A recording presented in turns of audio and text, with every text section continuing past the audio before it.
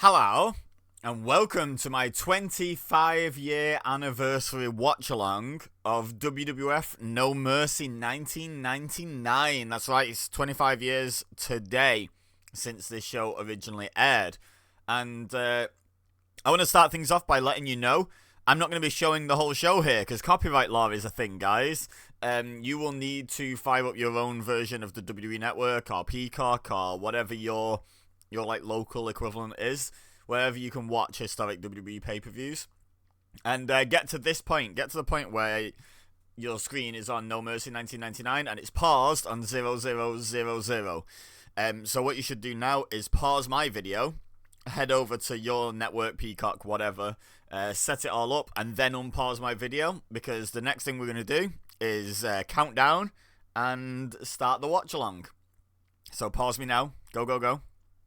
Okay, I can be paused, so I'm going to assume that some time passed in between me saying that and me saying this, and that everyone is now ready.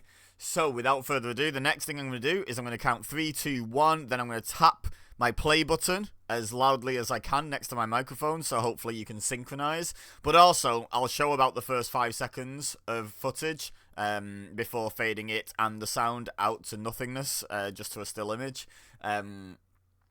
Just so you can see if you got the syncing up to your personal standards of how in sync you need it to be.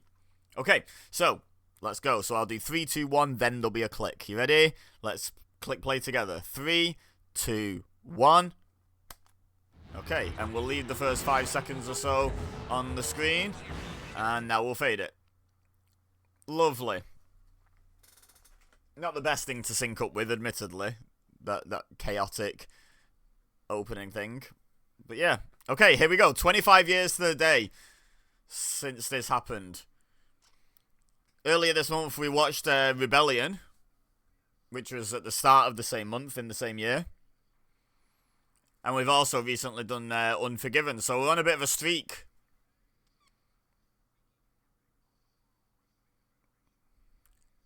Triple H really, in 1999, used to just be swinging sledgehammers. I'm gonna guess, knowing what I know about sledgehammers, that was gimmicked. And when he switched to swinging it with his hand over it and sort of like almost stabbing them with it and hitting them with his hand, that's when they switched to real sledgehammers. Because I can't imagine there's a safe way to swing a real sledgehammer at the back of someone's neck, like he did in that video package. Like, I just can't imagine there's a safe way to do that. Like, yeah, knowing what we know now about chair shots to the head and stuff like that, okay, I get it. That wasn't safe either. But because it's like a large flat surface area, it was quite a loud, like, sound to impact ratio, and I can see how they once believed it was somewhat safe. Kind of like now how chair shots to the back are safe enough, because it's big surface area hits big surface area, so it makes a big loud sound, but essentially it's just like a slap on the back. Don't get me wrong, it probably still hurts, but in terms of doing actual damage, it's quite minimal, I think.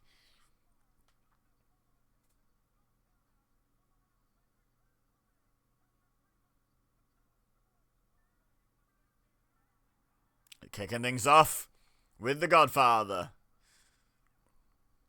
So there's some green pants right there.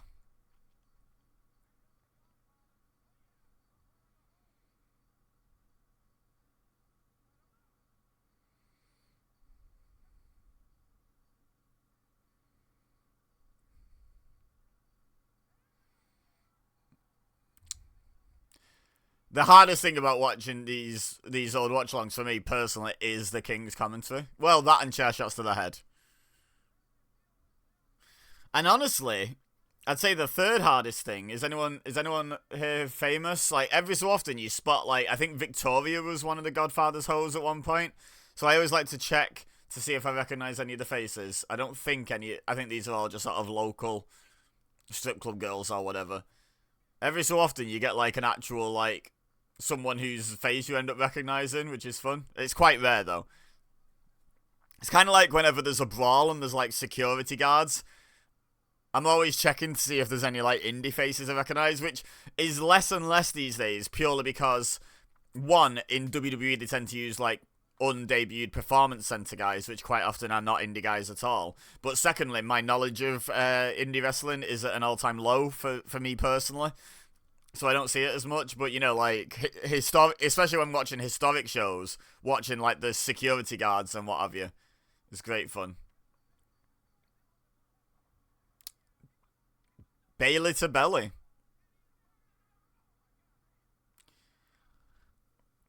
I'm guessing we're starting things off with the incredibly good match that should be Godfather versus Viscera.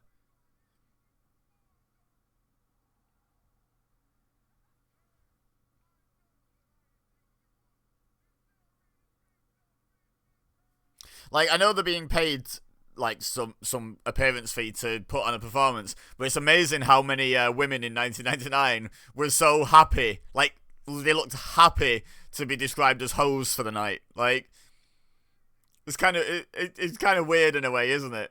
Like, don't get me wrong, there's nothing wrong with being a hoe. If you want to live that whole life, you live that whole life. Like, I ain't gonna shame. Like, do your thing. But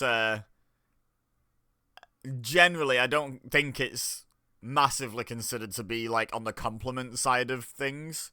I think, is that fair to say?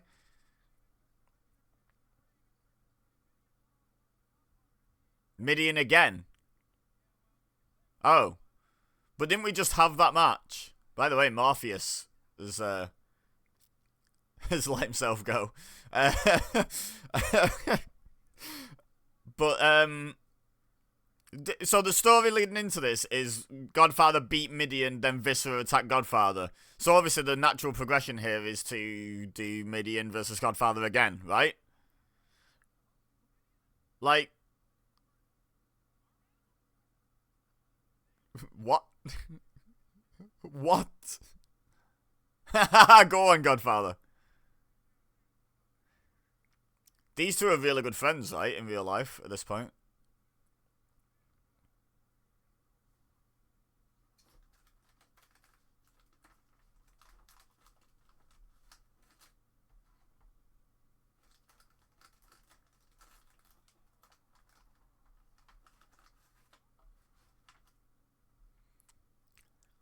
They really had Midian say prefer farm animals, right?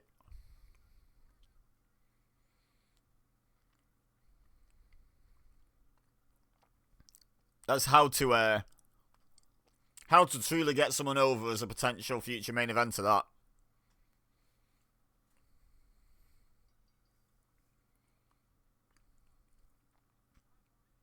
It's interesting, isn't it? Because you hear like I don't know if people still do. I don't even know if it's still going. But I know the Tony Schiavone one is. I used to listen to the Bruce Pritchard podcast, and one of the things he used to say, like, I get it. Loads of the stuff said in that podcast was a bit pinch of salty, I get it. But one of the things he used to say that I did used to believe was that, until I gave it some critical thought, that is, was that when someone came in, Vince McMahon would, like, the judgment process for whether to hire them or not was, could you see this person with the gimmick you give them main eventing WrestleMania one day? And now I present to you, they chose to make Midian say he likes to have sex with dead farm animals. And does that, to you, sound like the musings of a man who sees that man as a main event talent one day? I would say probably not, personally. Respectfully to... No, not respectfully to all those who like to have sex with dead farm animals. What am I saying? What am I talking about?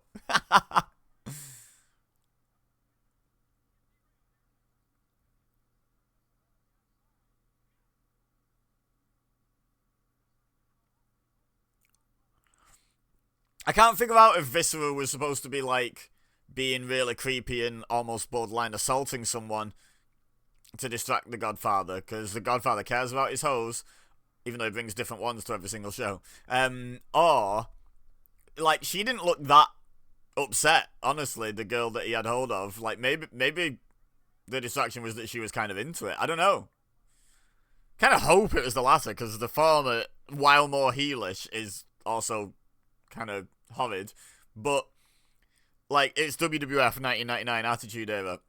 If you're going to advocate for this era of wrestling as the best era of wrestling, you have to accept that there's so much, not just objectification of women, but, like, just flat out assault. And I'm not talking about, like, intergender matches or Bubba Ray Dudley putting Mae Young through a table. I'm talking, like, Triple H drugging Stephanie and then marrying her without consent. Like, and I know that turned into a story where she was in on it all along, but you didn't know that at the time, and you didn't stop watching because of it. So, you know.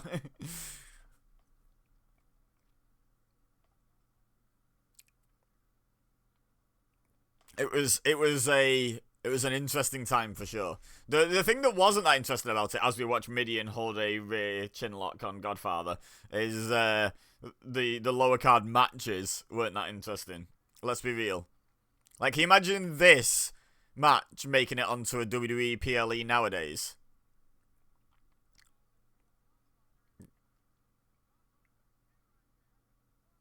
He's not even got that leg hooked. He had all those extra seconds that Viscera kindly provided him to lock in that pin properly. And he never did.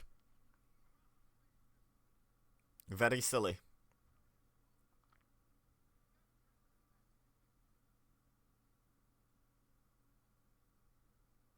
Not everyone, King, is incapable of functioning just because there's an attractive woman near them. That's like not a normal thing to to experience, honestly, King. You should get help. Come on, right hand. I mean, if you're that excited watching this because of the hoes, I guess, sure. Shout out to all my lefties out there. You are valid too.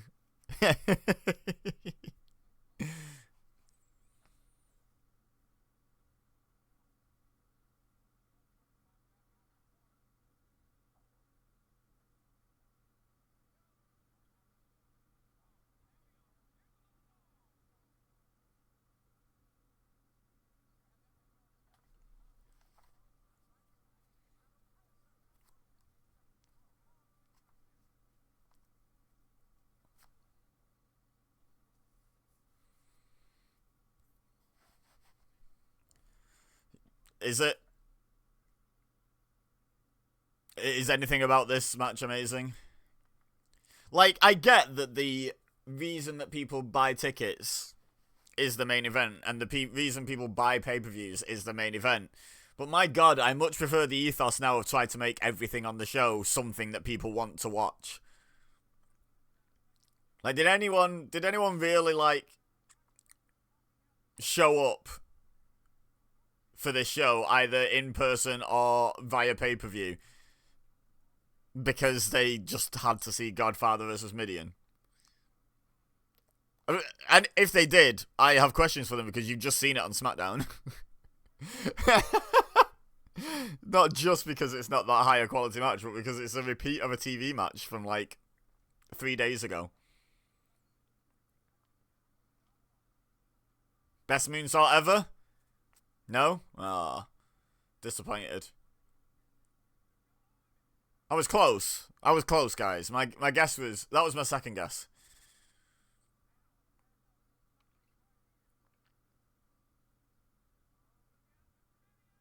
Mr. Midian.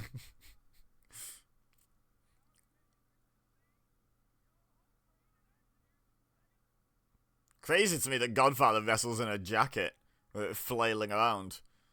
Is that not annoying?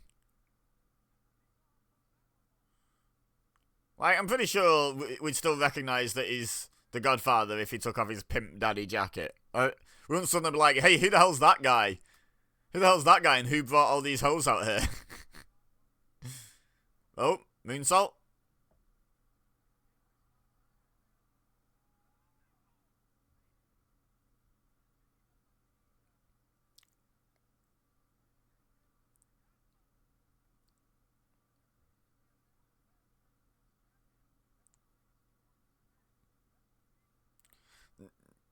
No.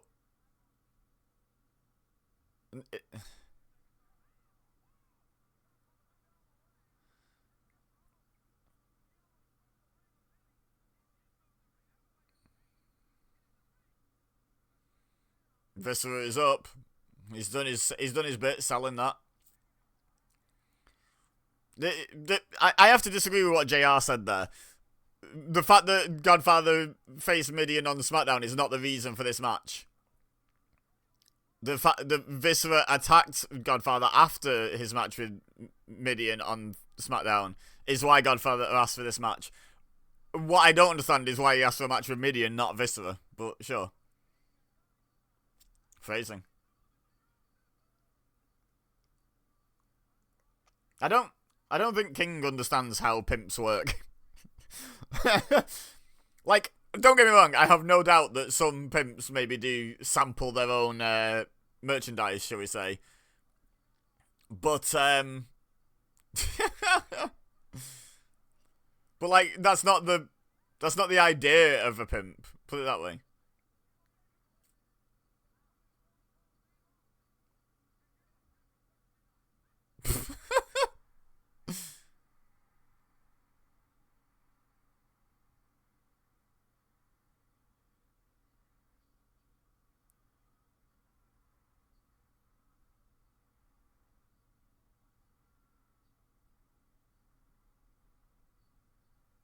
Look at the remorse on Austin's face.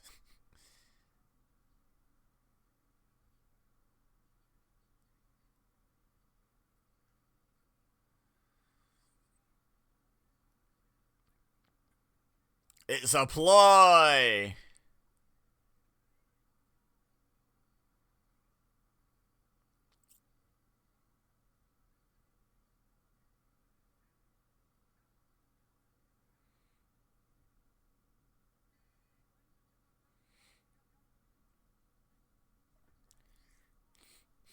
I'm interested in this main event, actually.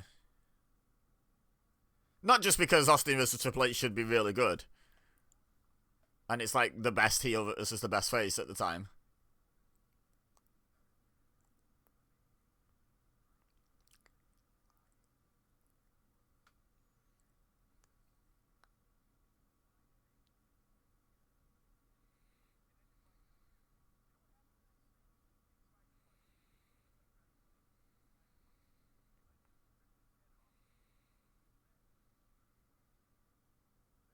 Okay, pal.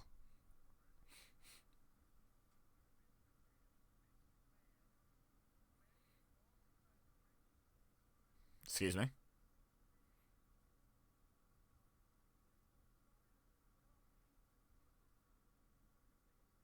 What a maroon!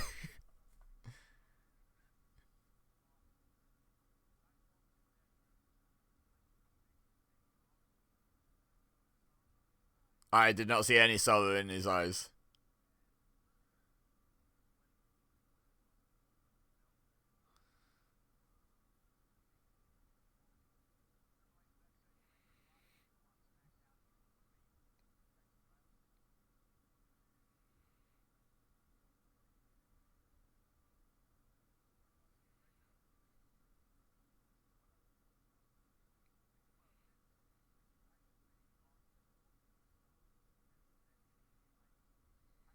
Feels like a good strategy.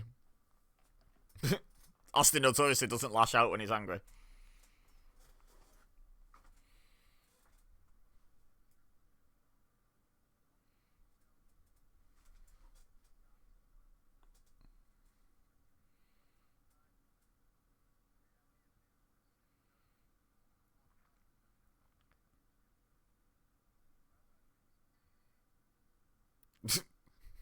I'm glad Triple H got better at promos, is all I'll say here. But also, he never really got round to the point of people not thinking as clearly when they're mad, which was, I think, the point he was trying to make.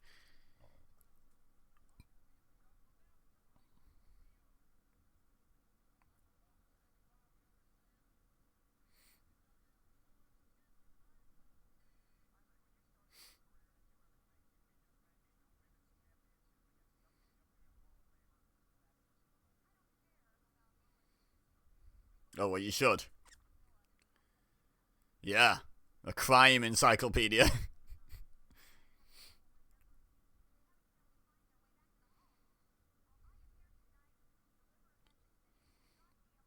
So Ivory's the heel. Okay, cool. Got it.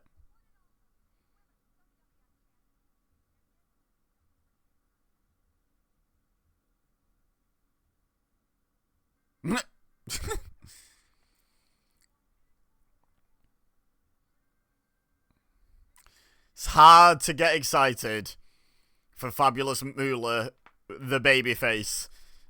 I mean, even as a heel, I don't want to see her because she's not a heel. She's a scumbag POS. But the fact that that fans were being expected to cheer for her.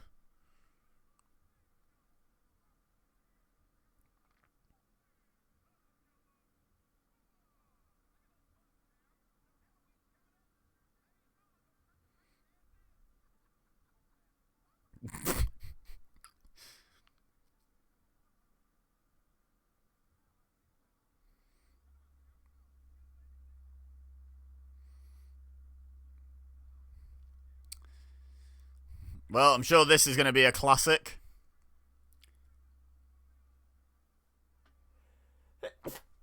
Like, absolutely zero disrespect to Ivory, but like, one, there's only so much one of the participants in a match can do to carry it. Two, they've probably not been given a match format in which Ivory is even capable of carrying it.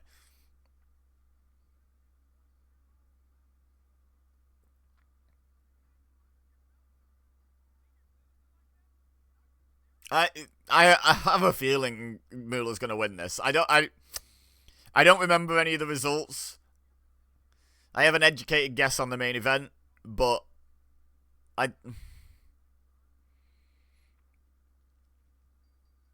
fair play Ivory though. Let me just say that for no reason at all while she's walking away from the camera. Oh, that'd have been excellent if that had just been the match. I'd have been a fan of it then. I'd have been like, okay. Well, no, I wouldn't. I'd have still been like, why not just put an actual wrestling match on for the women's title? But at least it would have been the least painful way possible to experience this match. Would have been if it was one move long. 'Twas not to be.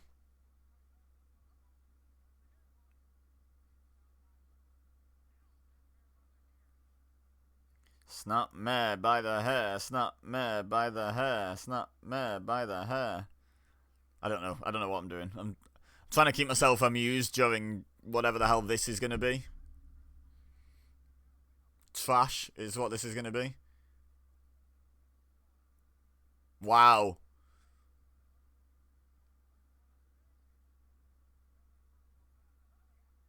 And she still missed. Kind of. Then what is Mae Young doing?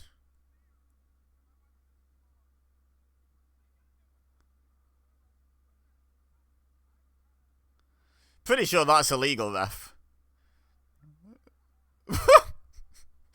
I love how the ref's just like, no, that's very naughty. Like, if that was a normal-aged wrestler / manager, like, my god.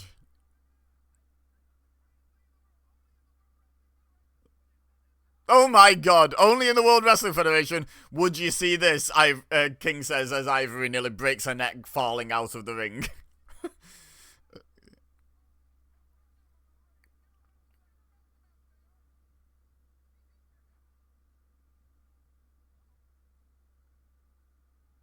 Oh. Oh god.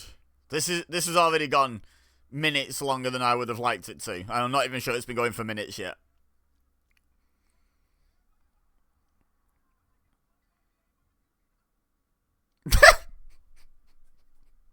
Well, that's a line of commentary. Don't you just love watching old women get beat up, says Jerry the King Lawler. Like, that's a weirdly direct way of stating it.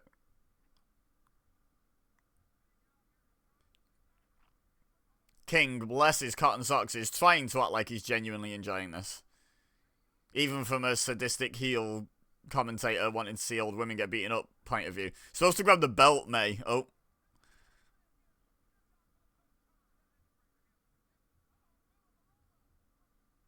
I called it!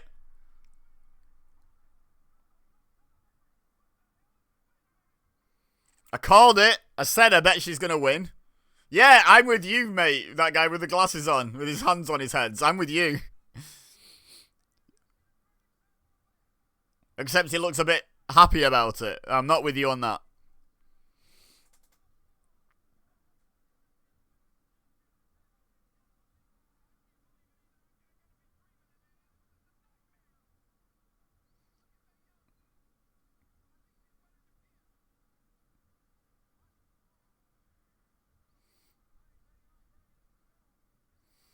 Yeah, Mae Young interfered directly in front of the ref several times to no repercussions whatsoever. So you're right, she was quite instrumental, JR, yeah.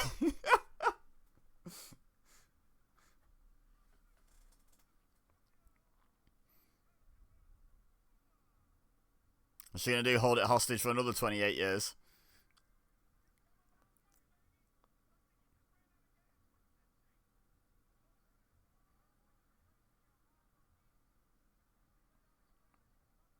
He did not lay out his strategy at all. Being called a maroon. Being called a purple.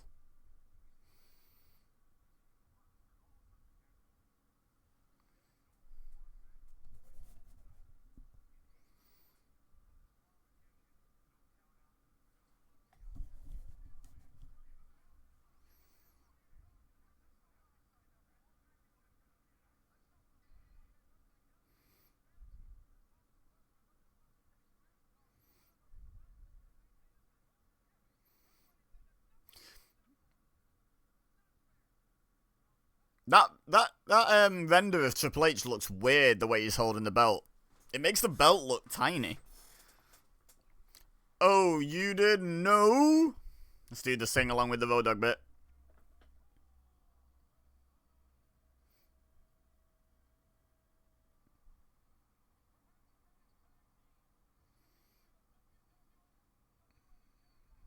It's a bold claim. Oh, they've lost the titles.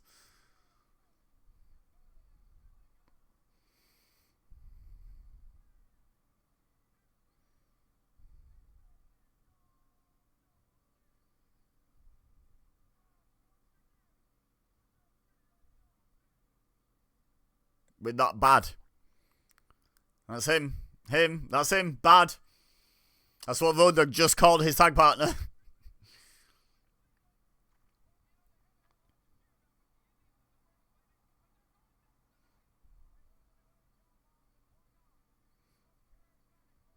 Do you think maybe the New Age Outlaws and that introduction are partially, if not majority, responsible for bad becoming meaning good for a while? Back in the day, when people were like, oh yeah, that's bad, that, and they meant it was good. How much of that do you reckon was New Age Outlaw influence?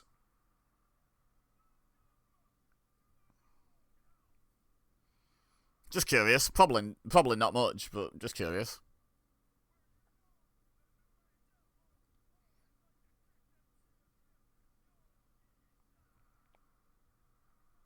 What, together? Like, side by side, high-fiving, or...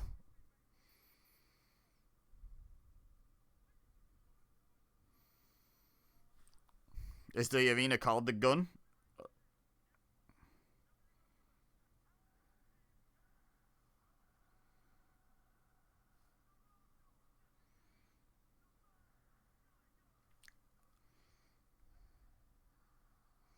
I tell you what, that shtick was over like Rover. People love repetition.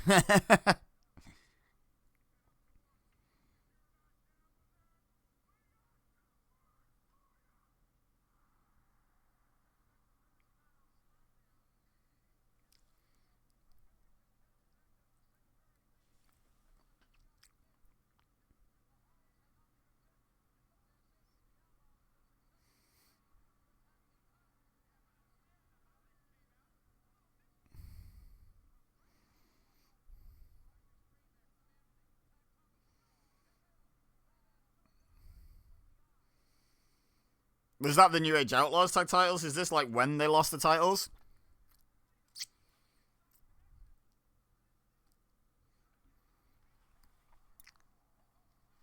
I have.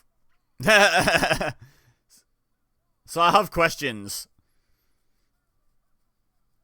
I have questions such as why the Hollies decided that the Outlaws needed to lose and the Rock and Sock Connection win.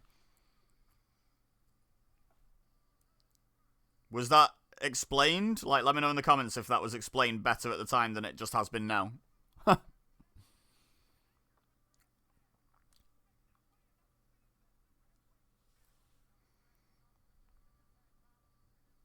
It would struggle to be for the WWF Tag Titles considering neither team is the WWF Tag Team Champions, JR.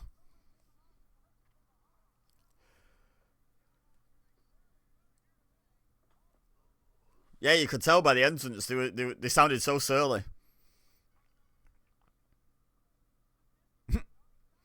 Referee gets in the ring, rings the bell, gets out the ring to go and deal with the two illegal men. Maybe deal with that first, I don't know.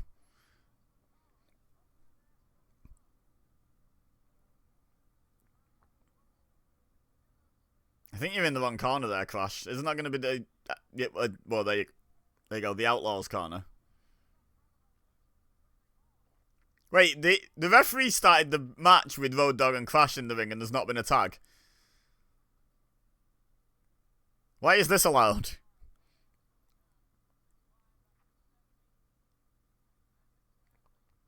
He's a big boy for sure. Not as hefty as Crash, of course. Like 270 is nowhere near well over 400.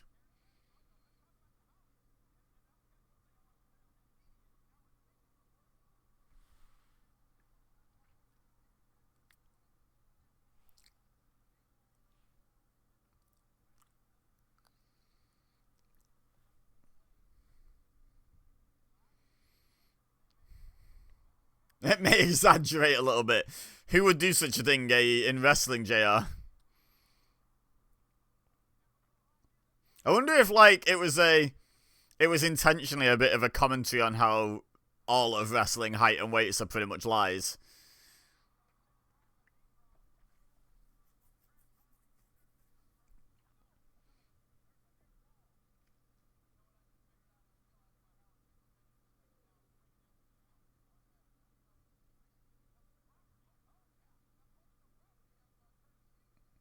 What? Wow! What?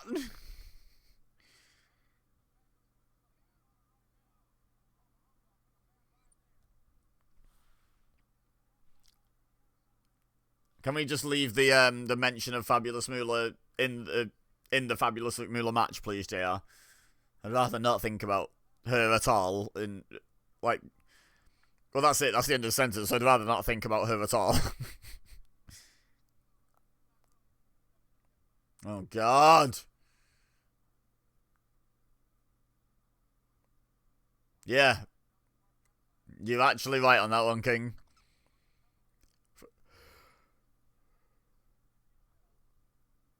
For the wrong reasons, but you've reached the right conclusion.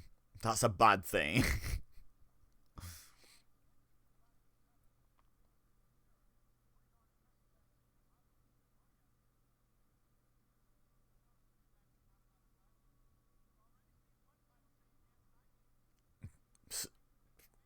Stop reminding me.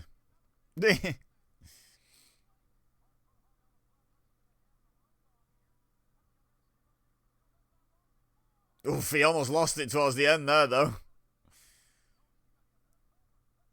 He's a 400-pounder. He can hold anyone up there. Fair. Fair.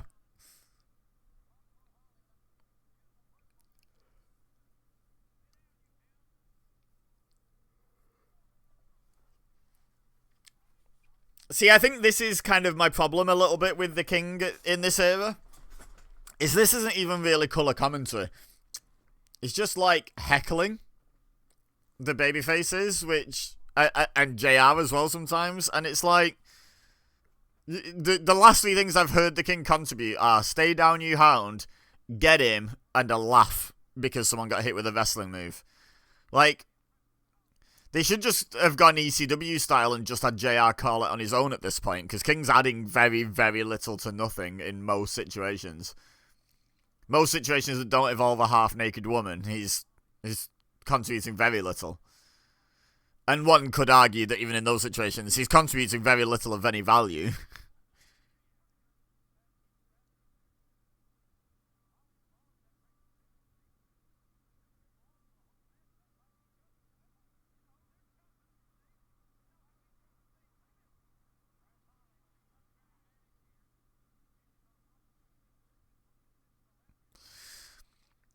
Hardcore Holly should be advocating that, no, that was me, I caught the rope, my bad.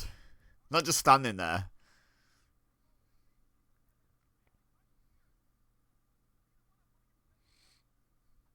They don't want to get the best of the other one. That's not very competitive. I think you've just made exactly the opposite of the point you wanted to make. Look at it. You tried, Crash. You tried. Oh, rest in peace, Crash Holly. I'm a big Crash Holly guy. I thought he was very entertaining. Like, pretty much throughout his run. Like, the hardcore title 24/7 stuff was great. And just generally, he was just entertaining.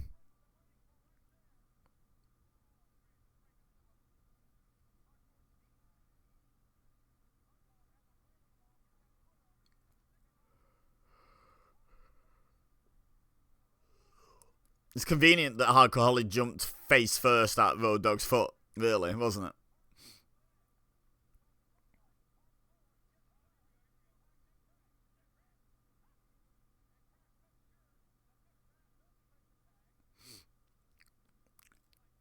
And Billy Gunn, who's obviously brand new to tag team wrestling.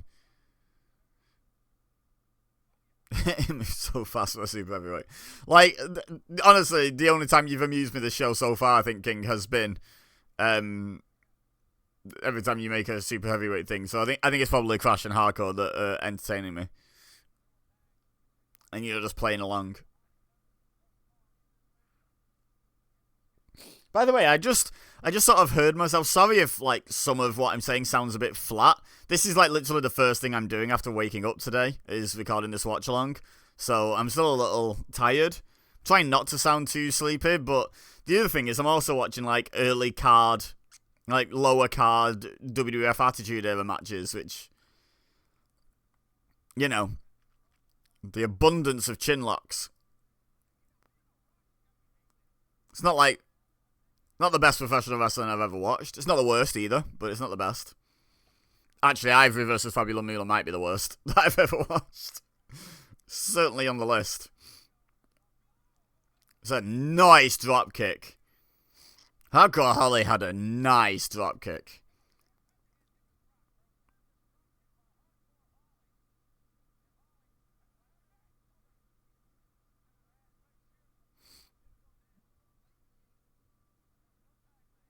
Even though there could have been. Bugs me, and I talk about this every single watch-along, it seems, because some heel team do it, where they're close enough to tag, but they don't just because, ooh, we're the bad guys, we're cheating.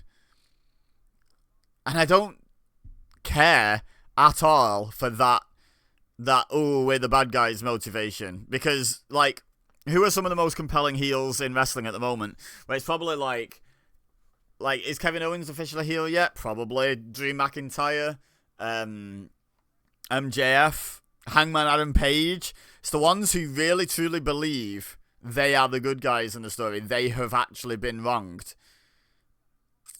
Like, not the ones who are like, mwahaha, look how evil I am. You could argue Mox is in the category of, like, they believe they're doing the right thing. You know, can't make an omelette without breaking a few eggs kind of mentality.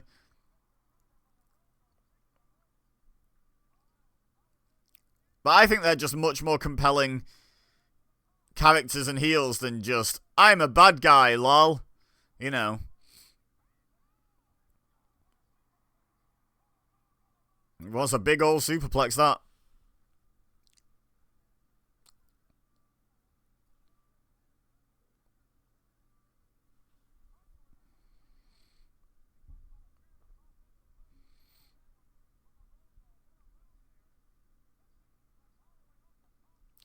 Round of applause from Billy.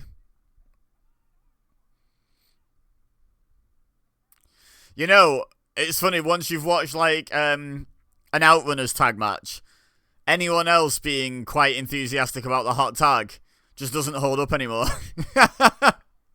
When they're, like, literally sprinting up and down the apron and, like, mashing the turnbuckle and stomping on the steps and whatever else.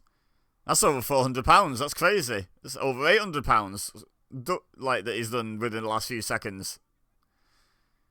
There we go. I knew you were going to do that, King. I beat you to it. Jackhammer? Yep. Kind of wild that they just randomly decided to give Billy Gunn the jackhammer.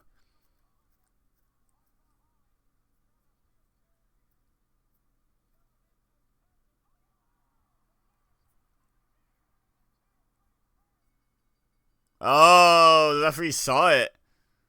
Why would you be celebrating? Did the referee count Billy Gunn?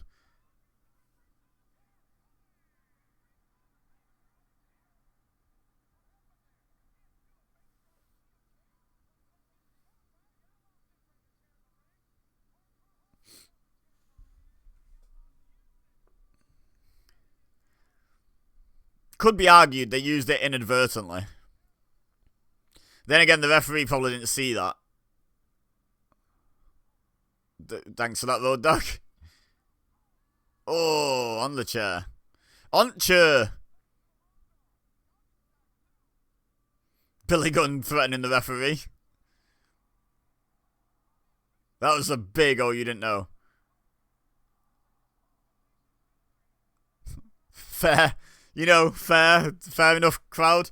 The original sing along with the entrance music people, way before Judas and Shinsuke and Seth Rollins. I'm trying to think who else has like sing along music. Cody. Okay, this is the Intercontinental title match I remember. Isn't this the one? Isn't this the last Jeff Jarrett match where he was holding the company up for money they owed him before he agreed to do it? I think this is that match, right?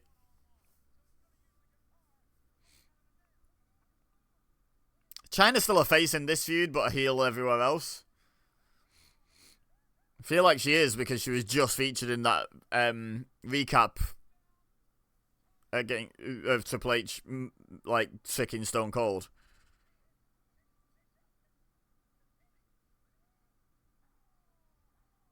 Pow, right in the kisser.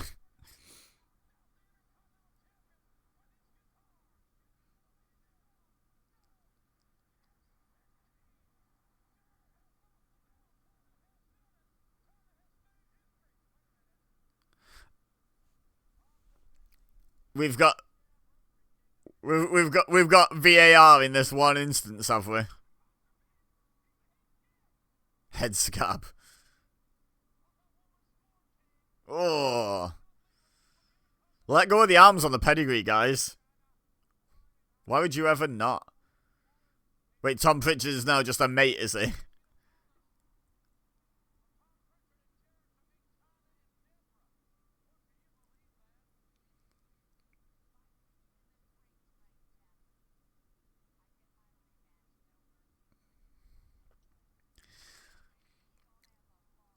Seems like Jeff Jarrett's a bit silly for agreeing to that stipulation. Oh, well, no, he's a bit silly for losing to that stipulation. Because she said if she pins him, all he ever had to do was just not tag in. And she could not possibly earn an Intercontinental title shot. What a silly man.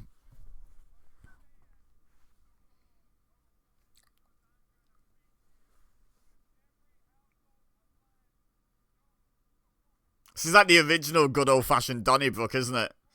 Gimmick street fights.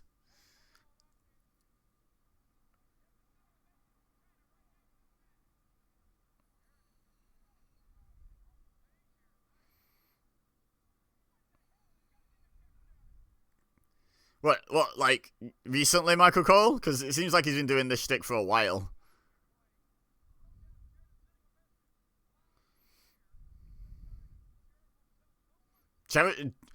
Jarrett is not sending a message loud and clear to China. Jarrett is just beating up random women. Women and men are the same species, Jarrett. Science.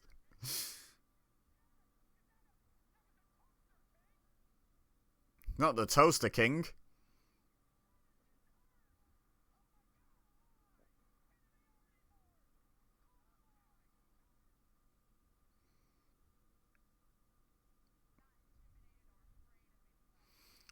This video package feels quite low quality for WWF. Like, maybe their production values weren't quite up to scratch yet.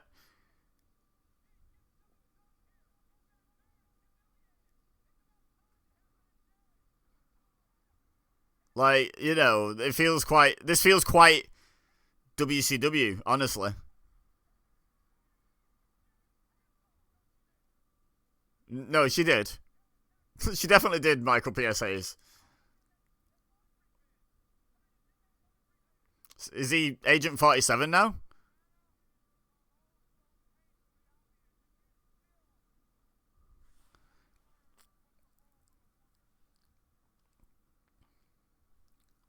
Lead actress? Get it?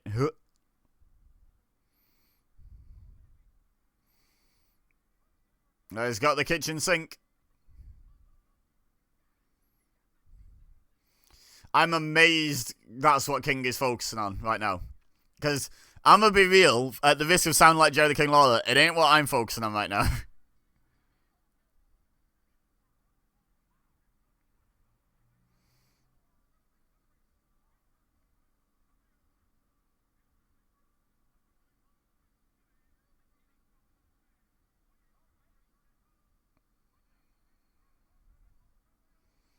the big pop.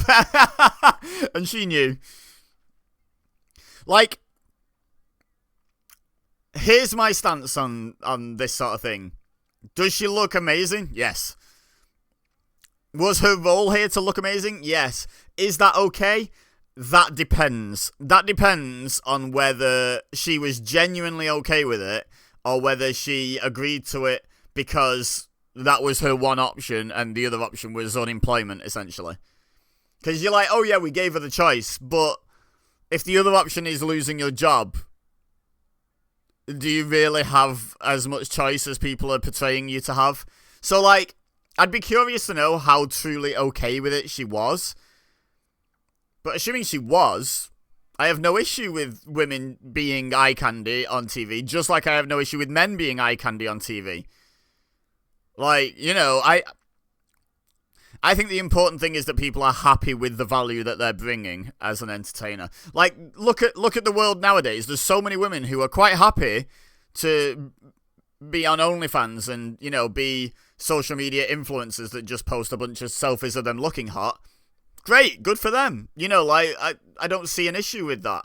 The problem is when it's, like, coerced. And that's the problem a lot of men have with, like, OnlyFans and those sort of influencers online, is that the men don't have the control over it. Like, the men object to having to pay to see that woman half naked because of OnlyFans, you know, because how dare you monetize our perversion? You know, like, no, we should own the rights to see your body in any state of undress we so choose. That's the issue when you get down to the nitty gritty.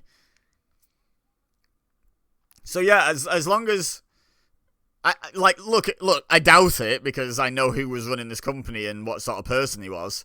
But if Miss Kitty was genuinely good with just being pure eye candy at this point, cool, good for her.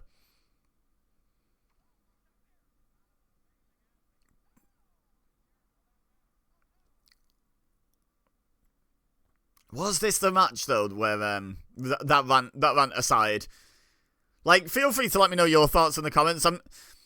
If you've taken that as in any way sort of chauvinistic or anti-feminist or whatever, certainly not what my actual thoughts on the matter are. Maybe I'm wording it badly because I've just woken up. But yeah, to me, it's one of those where it's like, and again, it's a big if someone is truly happy and comfortable doing that sort of thing, power to them, you know.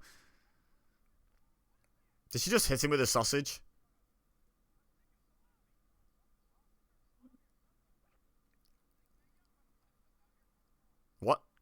What? What, King?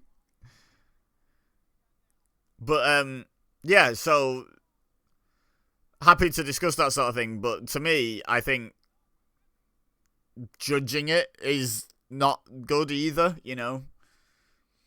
Like, because even if she's not okay with it, the person I'm judging is not her.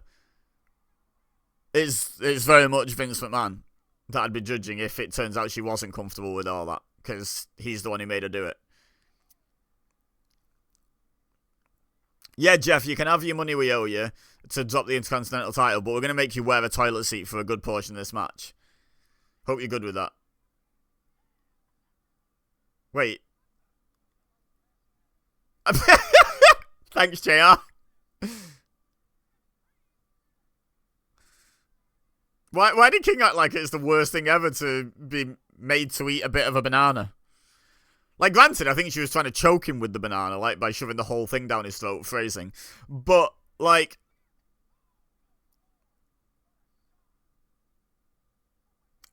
he was like, oh, how could she? She wasn't trying to make him eat, like... I don't know, a dog turd. It was a banana. Like, it's food.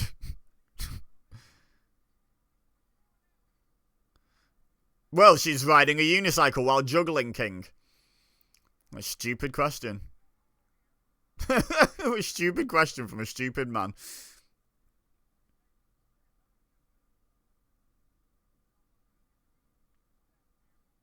Pan him! Oh, I thought she was going to just smack him in the head with the pan. She should absolutely have smacked him in the head with the pan. Probably make a very satisfying bonk sound. That's probably the least spectacular table break I think I've ever seen. Oh, good housekeeping matches are Falls Count Anywhere. Who knew?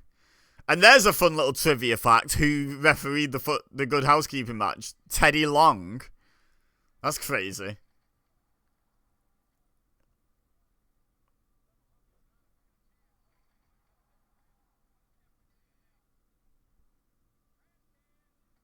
Oh, Jesus. Like, I find trash can shots like that a little less, a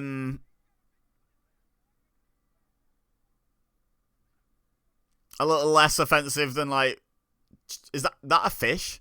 Than chair shots to the head, because at least the trash can, like, has a lot of give in it. I feel like the head wins the battle with the trash can somewhat. Like, sure, it's still not great to be being smacked in the head with a piece of metal, but it's a very thin, very crinkly piece of metal. It's about as safe as it can be.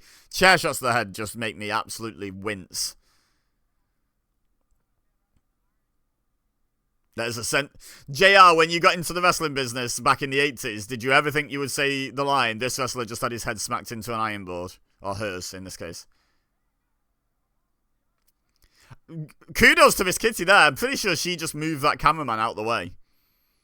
Pretty sure she was just like, oh, I know what spot's coming here, and went and moved the cameraman. Fair. Well done, Miss Kitty.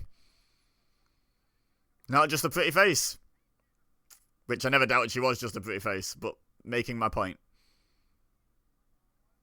Flyer. Well, that went well.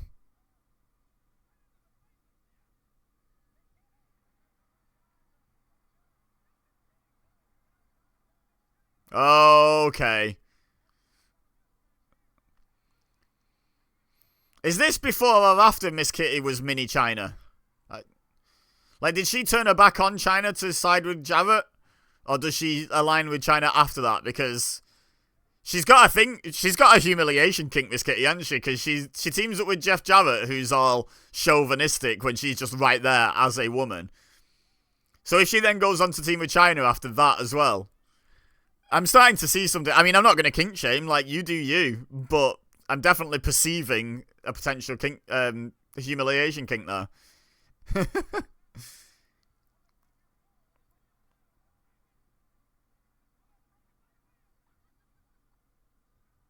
What?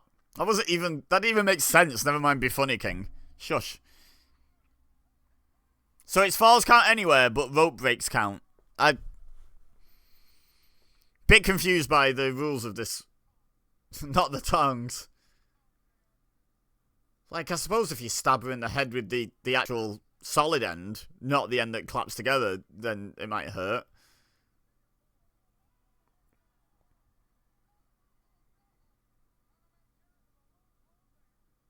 Oh, okay. Yeah, I see what a woman could do to a man with a set of tongues.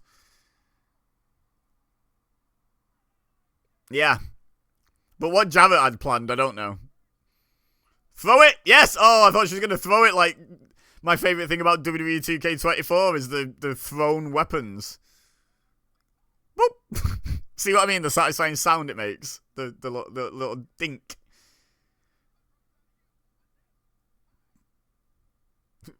Literally got a pie face spot.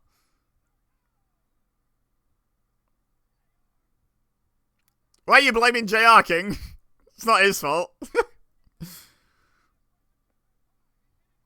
They just wasted 2 good pies. Fair comment. Is that it? This has been entertaining. No, he kicks out. Like, has this been the best wrestling match of all time? No. Has it been silly and fun? Yes. Like, yeah, it's been fun. Do not go over there, Miss Kitty. Actually, she ends up in a fully consensual, well, I assume fully consensual, relationship with Jerry the King Lawler, which is wild to me, by the way.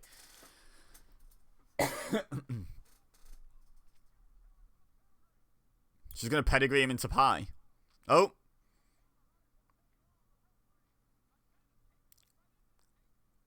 China's cakes did not go into the cake. Look where the cake is. It's on her lower back. I suppose it's a bit on her butt. Oh, no, not the championship belt. That'd be illegal. The worst job of dispatching of the belt ever. So it's not the match where he agreed to lose the title. I thought the Good Housekeeping match was the final match. Because he's in WCW by the end of the year, and we're in mid-October here. I really thought that was the match where where Jarrett loses and leaves. They could have avoided everything. They could have avoided everything. Oh, wait.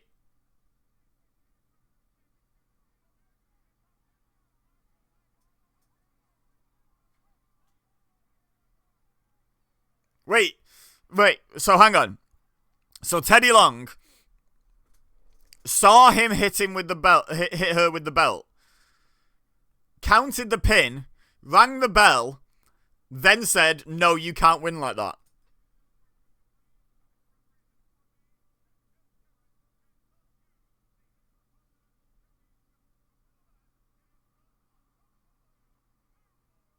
It's a household item in his house. I assume he keeps it in the house. Yeah, exactly, King. I'm with you on that one, actually.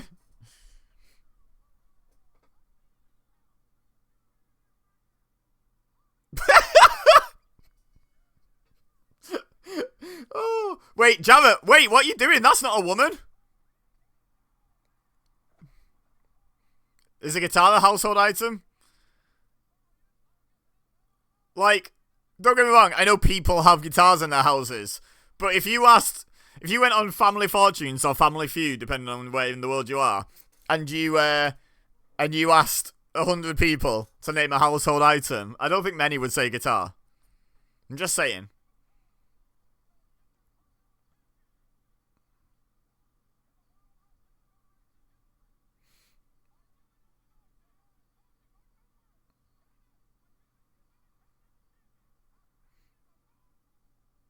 I felt it in my fingers. I felt it in my bones. That's the words. Shut up, King. Just generally, but also in relation to that. So maybe it was. Maybe I got duped there, even knowing the result of the match. I still got duped by that dusty finish. I mean, if he, like, the thing is, he waited until the referee was down to use the Intercontinental title belt, and then he did the worst job ever of dispatching of the title.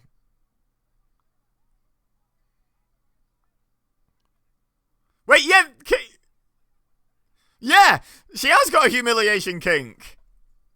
She just had stuff poured over her head, and now she's on Team China.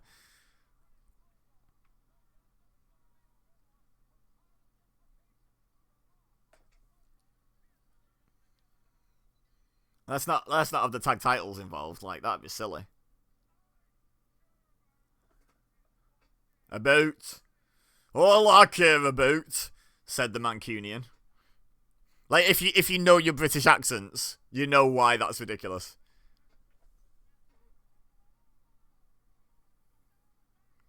That's a clothesline, Michael Cole. You should probably know that as a wrestling commentator. Oh, did we just have a... Okay, I think that might have been hand. Still don't love it, but at least it's a protected chair shot.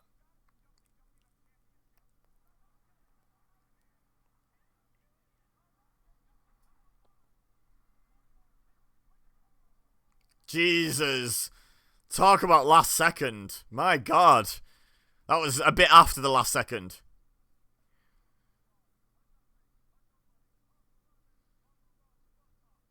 Buttocks.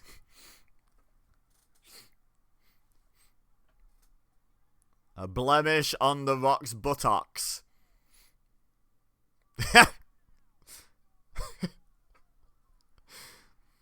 100% the best It Doesn't Matter of all time. I will not be hearing any debate on that. Like, I will not be entertaining any debate on that. So 100% the best It Doesn't Matter.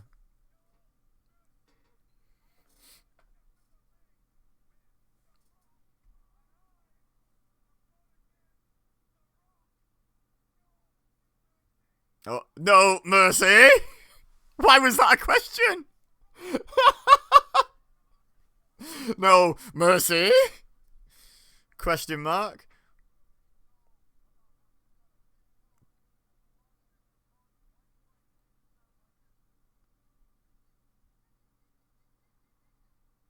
That was not a northern enough accent for that impersonation, Rock. What a random team.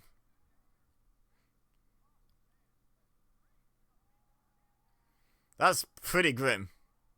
Even if it's fake, that's pretty grim.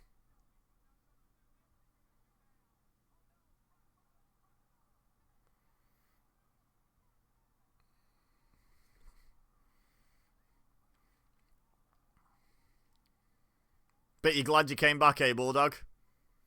It'll all be worth it for that WWF title reign, right?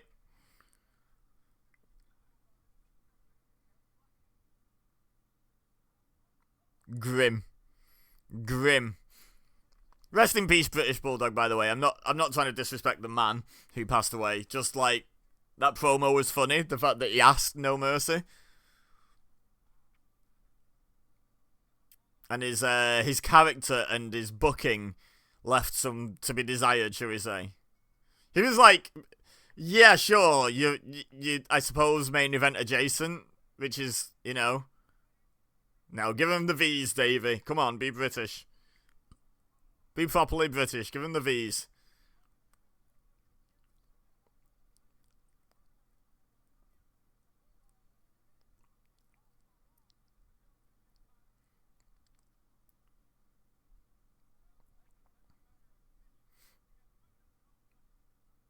What's that? That's not related to what JR said at all. That's not a contradiction to what JR said. He cost The Rock the WWF title match. No, he got booed in his own country. It's like, those are not mutually exclusive events. They can both be true.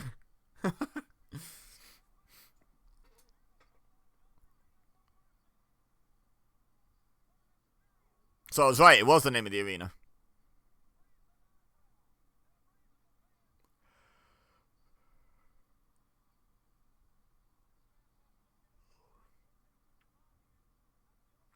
Why does he only ever look one way? It's because he can only lift that eyebrow, right? Oh, there we go. He's doing it the other way.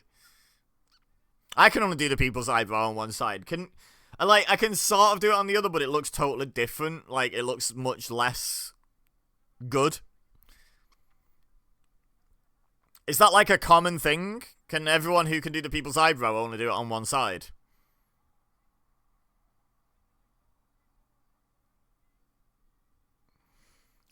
He's got, like, talk about, like, maximizing what you do. The Rock, two of his signature things are, just check my notes here, raising his eyebrow and inhaling. Like, where he does that thing where he sniffs in the atmosphere, or whatever he's doing. Like, so far, yeah, he's walked to the ring, he's raised his eyebrow, and he's inhaled. And,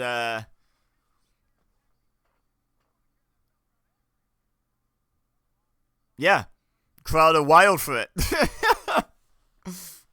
Maximization.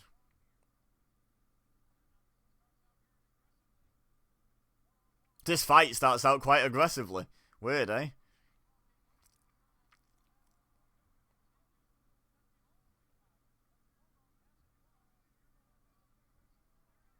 Women's title.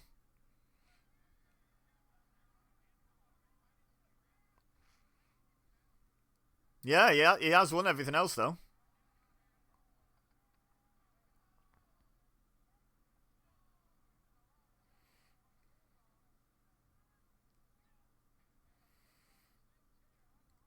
So is this... That was not his head. But is this a no DQ match as well? Is everything on this show just a no DQ match? Or is this just one of those where it doesn't matter? Pun not really actually intended there. But it doesn't matter whether it's no DQ. It's the late 90s. Everything's no DQ. Whether or not it's no DQ makes no difference.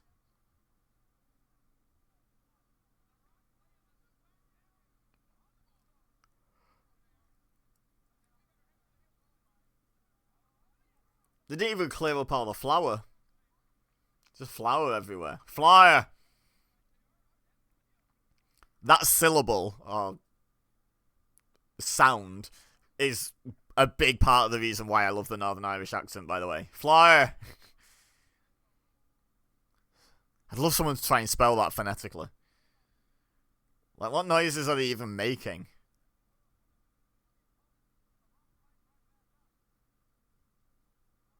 Hey, look, another kitchen sink, just like the last match. His title ass. You don't want to derail his title ass.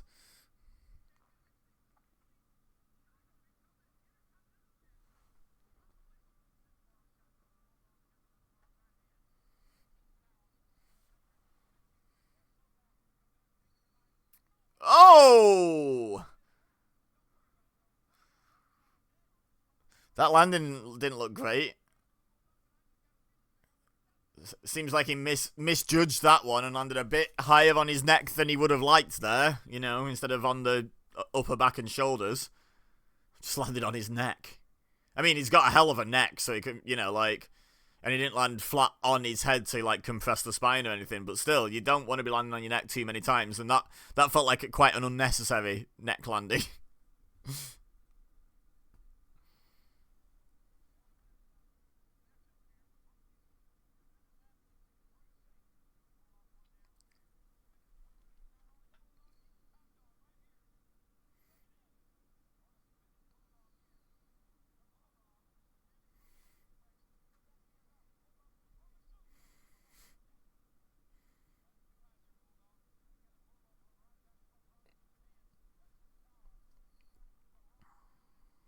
Grounded. You're grounded. Go to your room, Rock. Think about what you've done.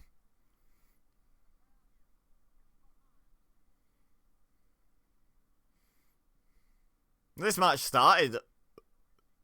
Feel like they just cut a bit out. Wonder why. Wonder what they cut out there. That was dodgy. Oh, that guy just tried to flip something up and catch it and failed. He's doing it to entertain his kids, so I'll let him off the mustache.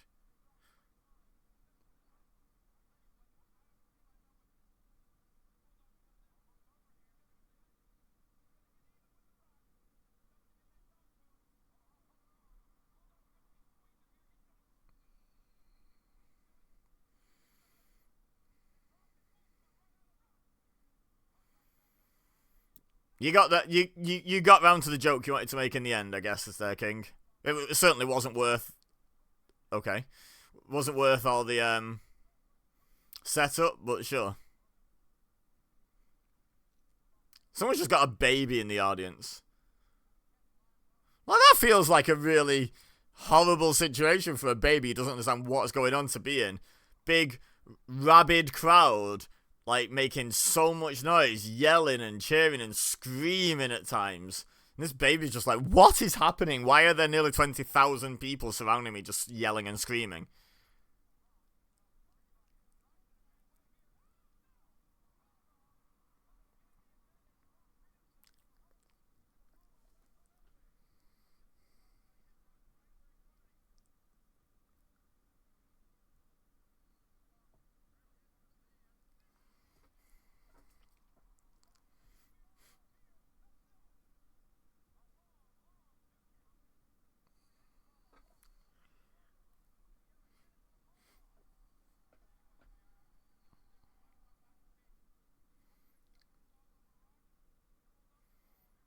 Is that a word? Is that a word? Prognostication? And even if it is, why didn't you just say prediction? I'm looking it up now. Fact checking that. Prognostication. The action of prophesizing future events. Okay. Prophesying.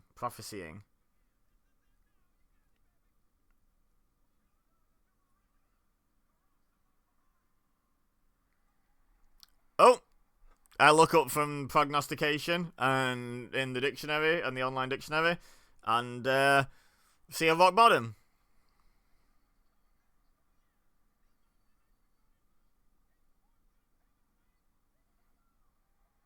So is that it? Just a good old clean victory? Yeah. Genuinely surprising to see.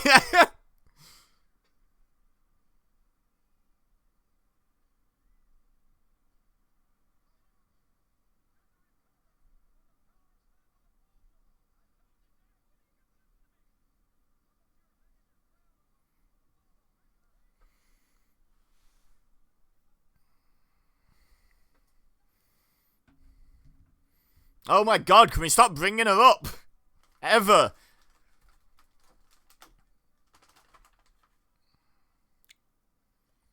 The tag title hunt. He's got the tag titles.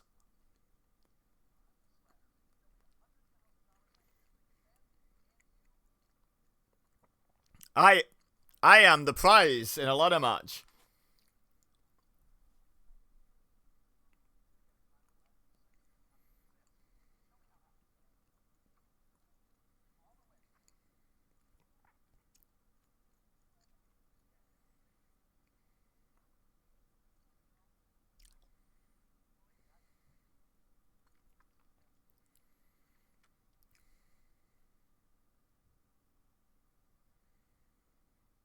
Jesus Christ. I absolutely hate the king. Like, I like an attractive half-naked woman as much as the next heterosexual man. But he's just a creep, right? Like, he's creeping a look up Terry Runnels' skirt because, one, in his opinion, she's not showing enough flesh there. And two, what, he's never seen a vagina before? Like, why is he so desperate to see hers? Like, oh, it's just weird.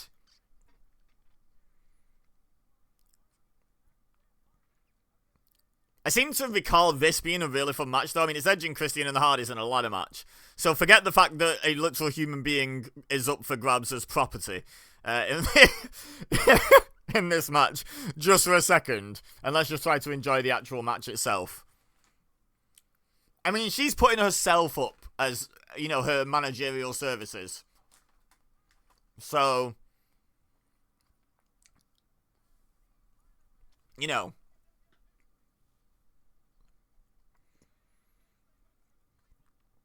And as much as there was a lot of suggestiveness in that segment with the King on Heat, they, the suggestion doesn't seem to be that they will own her in a slavery way or in a sex object way. It does seem to be managerial services from what I recall. There you go. Thank you, JR, for clarifying that. I will say, this one, looking back, feels a little predictable. And blow me if I'm wrong, but the Hardy Boys already have a manager, it would seem. He's right there.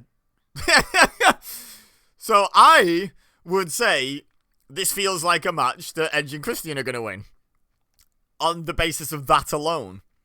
Now, I do remember Terry Runnels managing the Hardy Boys, so maybe they do actually win this. I don't remember Terry Runnels managing Edge and Christian, but she might have done that for like a cup of coffee, then turned her back on them and joined the Hardys or something.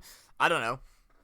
But like, feels a bit like the Hardys don't need a manager as they already have one. Now granted, given the choice, and this is no disrespect to Gangrel, But given the choice, I would probably choose Terry Runnels as my manager. And that's coming from someone who isn't the biggest Terry Runnels fan of all time. Oh my god, did Matt Hardy just, like, almost choke himself on the top rope? I don't think that was intentional.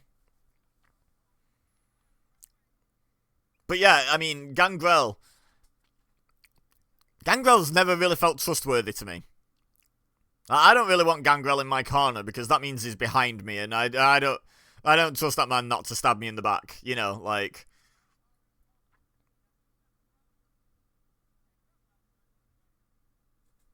He's probably related to someone, King, unless you think he just, like, spawned into existence like a video game character.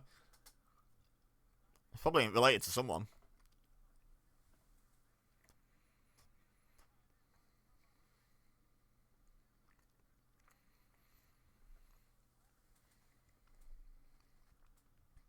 Also, I love that they dropped the Edge and Christian brothers thing and were just like, no, they're childhood friends, they're like brothers.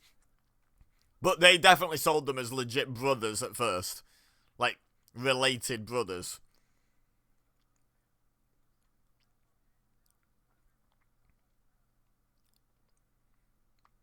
Bring us the ladder, our already existing manager. We would like to win ourselves a manager. Like, why does Gangrel want the Hardys to win this? Also, what the hell? It's no DQ, my dude. You can't eject someone from a no. Oh my goodness, hello? Jeff Hardy went high there. Also, are the Hardys? No, I don't think they are actually. I think it's. Oh my god. That was a really weird way to describe a ladder. Like, it being black has no meaning. Like, you know, it's not like black ladders are inherently heavier or harder than silver ladders. But also, honest? That honest black ladder? Like, I get what he's saying is, like, you know, a weapon is honest. It hurts whoever it hits kind of thing. I get that, but that just felt like a weird way for that honest black ladder just hit Jeff Hardy in the face. Just, what? Get that money. Yeah.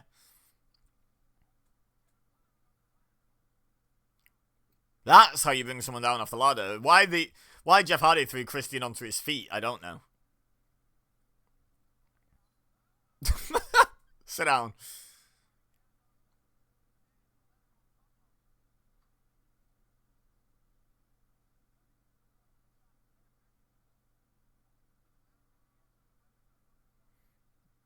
I mean, Gangrel literally just got kicked out like there's disqualifications.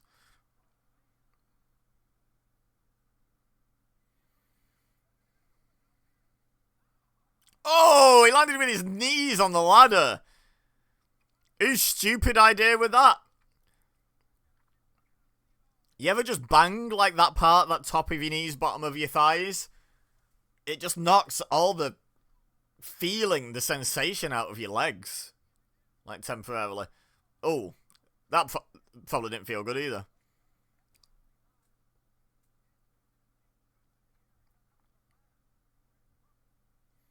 Nothing but ladder. That's what Carmelo Hayes will call it when he hits nothing but net off a ladder one day. Actually, don't do that. That's just asking for lower back trouble. Yeah, Mello, if you're watching this, don't do that. It's gonna wreck your lower back. Like, essentially sitting down from the top of a ladder. Because you land on your butt from nothing but net. Butt landings are like the worst ones.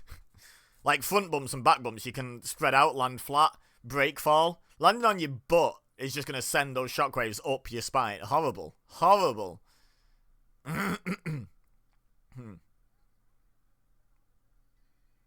Oh my god, that noise is jarring. Has that been happening all show and I've just not noticed? Or is this the first double feature of the show? Or is it the first one with the sound? That's jarring. What the hell? Power bomb. Who gets that reference? I'm referencing something very specific there. Jeff Hardy waiting for a tag like a good boy? No, I know it's not.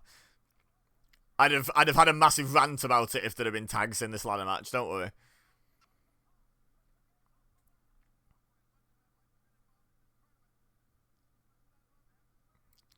Tournament? Was there a tournament leading up to this? Was there a tag tournament? I don't recall that. I thought this was just like a one-off thing, but maybe there was. Maybe there was like a whole bunch of teams vying for her managerial services. Also, if she's their manager, generally speaking, it's generally accepted that within kayfabe that the wrestler pays their manager. Why did she put a load of money up? So they win that money and then what? Pay her using it? Because you have to pay your manager. Otherwise, why are they on your side? I mean, there could be like personal loyalty, but it doesn't feel like there's any of that here because she's just letting anyone have her as a manager. Depending on who wins the match/tournament, if there was a tournament. Is the ladder legal in this match, JR? God, you should have mentioned that. Right in a mush. Yeah, has that been going on all show? That's jarring.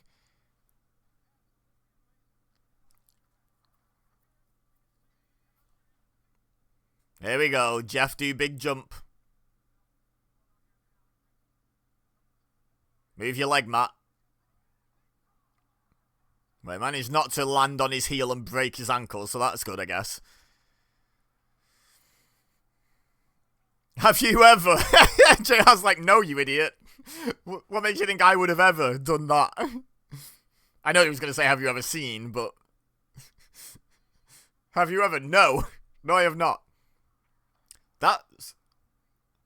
I think it's one of those now I've noticed that sound. I can't unnotice it. Moonsault by Matt.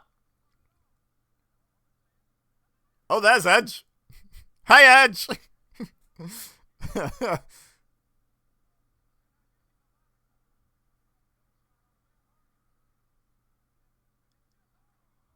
Oof. Jeff Hardy manages to make, in this era especially, manages to make everything look more risky.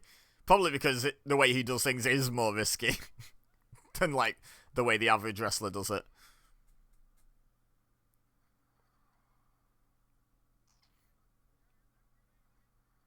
That weird angle. It's not weird. It's just top down. It's the Wile E. Coyote cam. It's a good angle for ladder match spots. Admittedly, they seem to have put a 1940s camera up there. Like a budget 1940s camera. Worst quality ever. I guess you didn't have, like, really good compact cameras. Video cameras then. You see the cameramen walking around with those big, hefty things. They were the only way to get anything even moderately watchable, really. Home movies were not good quality, were they? And to hang something up there can't be a... Well... They literally hang a Hell in a Cell from the roof. So they could just hang a massive camera. A big hefty camera.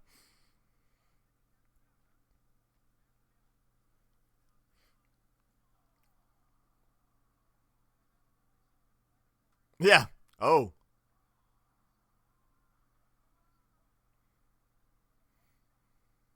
Man, and Matt Hardy then went on to have kids. Wild. Are you okay, Jeff? Have you figured out which way you want to lie yet?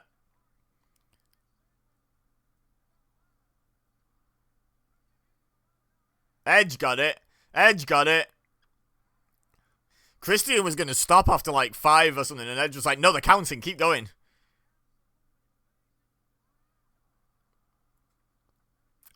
Why wrestlers insist on throwing themselves at pieces of metal just because there's an opponent under the piece of metal, I'll never understand.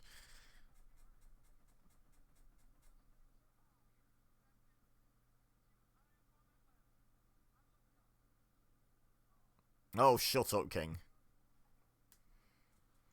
Shut up.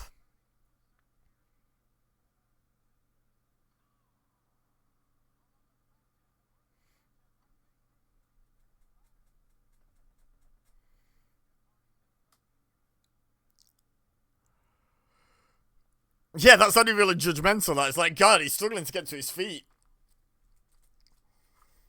What a loser. Twist of Fate.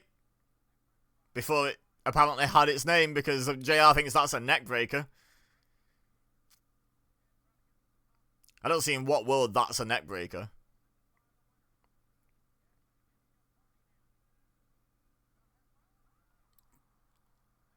I was going to say, I remember the name. I was just curious if they remembered the name, or if it had its name by then. It did.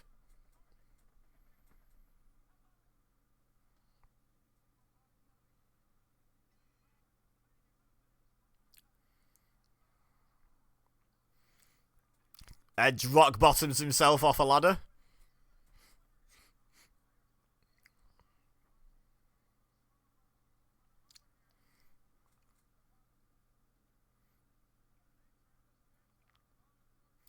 The nature of this matchup being people can't climb ladders fast. Hey JR, this is a neck breaker. Yeah, that's a neck breaker. Just so you can see the difference.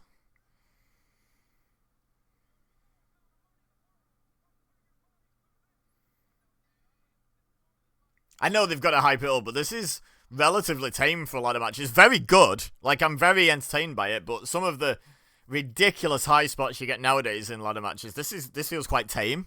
But I suppose for its time, it wasn't. We hadn't even had, like, TLC or anything yet, had we? Or the triple threat ladder match. Like, all that stuff's still to come.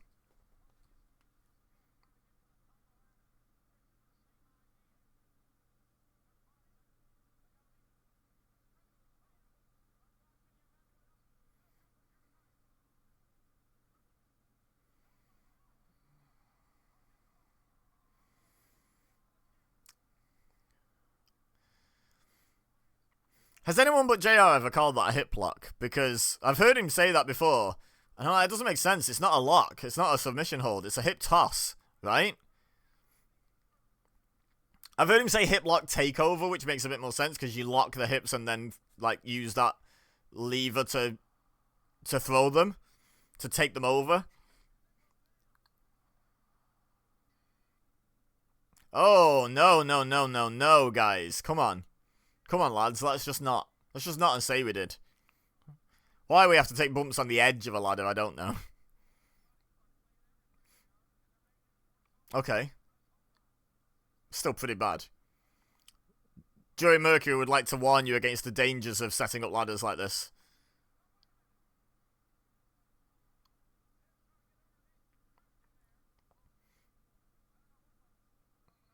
A superplex, I think, is what they were thinking. It's actually the Joey Mercury spot. Jeff just took out his own brother and everyone's like, yeah!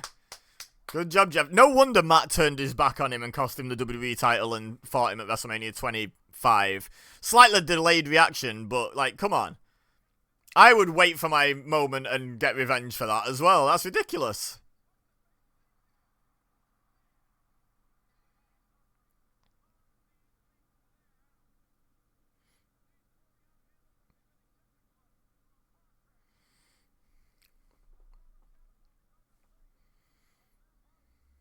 Is it the ladders that make it look like they've been ejected from a car crash?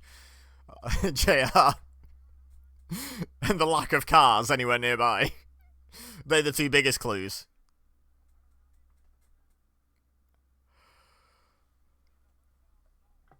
Oh, I think I'd do all of this for $100,000. I'm not going to lie. If someone said, right, we'll pay you $100,000 each. Well, no, $50,000 each because it's a team competing for it. But I want to guarantee that I'm getting $50,000. Or I'm role-playing as one of the winners and I get the 50k. But they're like, we want you to reenact this match move for move. You get 100 or 50k. I'd do it. I'd do it. I've got a little bit of a head start on, like, your average Joe Schmo. I've done martial arts. I know how to break fall. I know how to fall relatively safely. I mean, maybe not those falls, but look at Christian. There's some commitment to the cell. Love that. But yeah, pretty much all of it. Yeah, I'd do all of it. Absolutely all of it.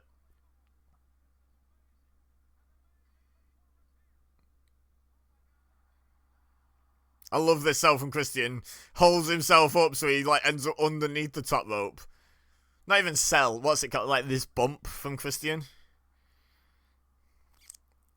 You know what? I think he actually did it to stop himself landing on the ladder, like with the back of his head. So actually smart, but it looked pretty fun.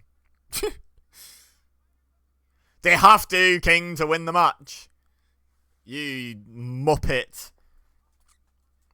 They can do just shake hands and be like, yeah, none of us will take the 100 grand. It's fine. Just leave it there. Leave it there for whenever the next ladder match in this arena is. What? Who watch who self? Who's screaming? Sounds like it's Matt Hardy. Why is Matt Hardy screaming? There was nothing happening to him. What was he selling? Just general pain, I guess.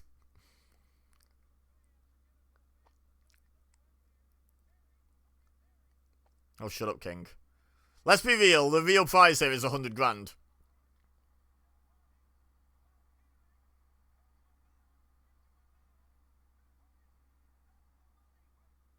That's Jeff Hardy. Jeff Hardy. Jeff Hardy just taking an unnecessary bump off the ladder. Because of course he did. So the Hardys did win it. I do remember Terry and the Hardys being together, but what? I don't remember Terry, the Hardys, and Gangrel being together.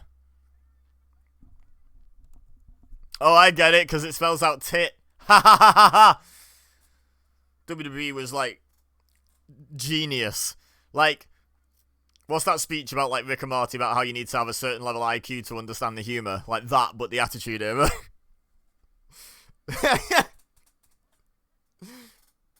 Ugh.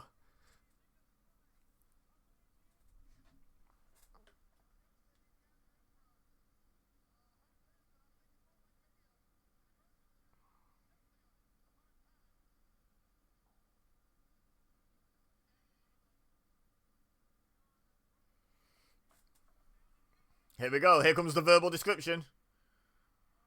That ladder nearly went as well, by the way. That ladder that was involved in the finish, the one he landed on.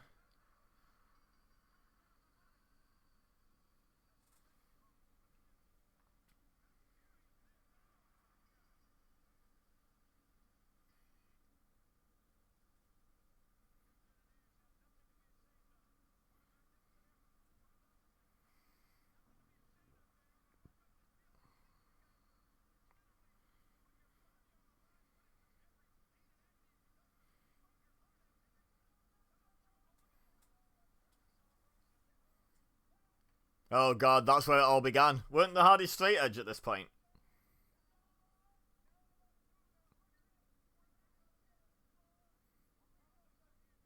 Oh. It's rude to spit. She just trying to snog Jeff Hardy and he pied her into a hug.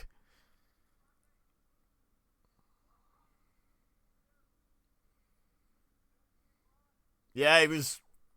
Oh, right, this is earlier tonight. I was going to say, he's literally in the ring.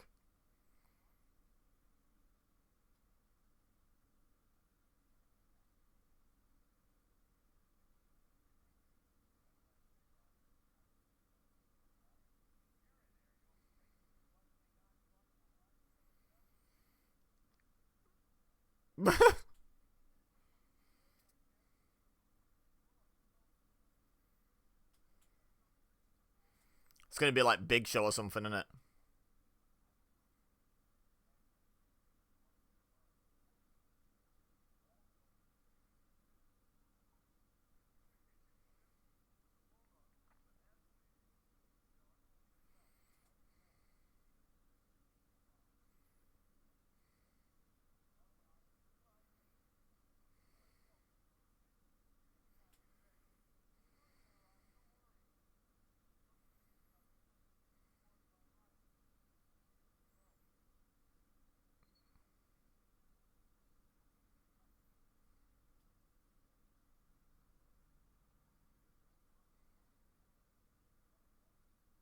I love the idea that The Rock even talks in the third person in private phone calls. Love it.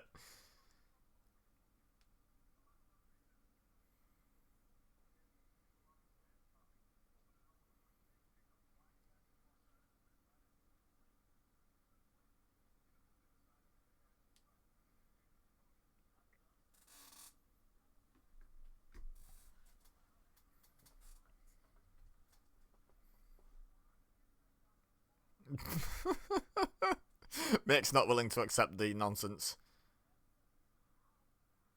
Oh, it was Val Venus, who is now attacking Mick Foley for giving him an advance copy of his book.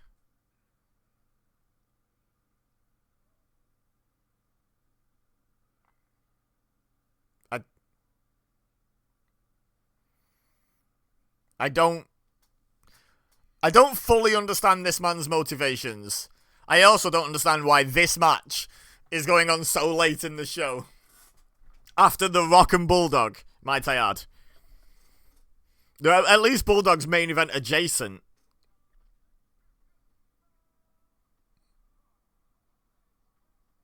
It's Mankind coming out to The Rock's music, guys. Come on. Oh no, it is actually The Rock. Oh my god, what? Yeah, I thought that as well, Kit. Oh god, why have I agreed with King again? It's too many times on this show. Too many times. I need a lobotomy, guys. I need to just hard reset, please. Start again. Start again. This brain's not working for me, brother.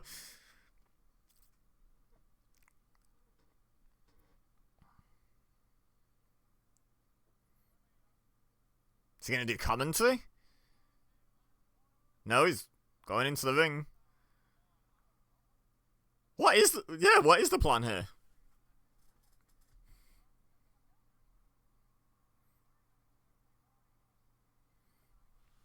He's clearly not dressed to compete, JR. Come on. Let's use our basic observation skills, shall we?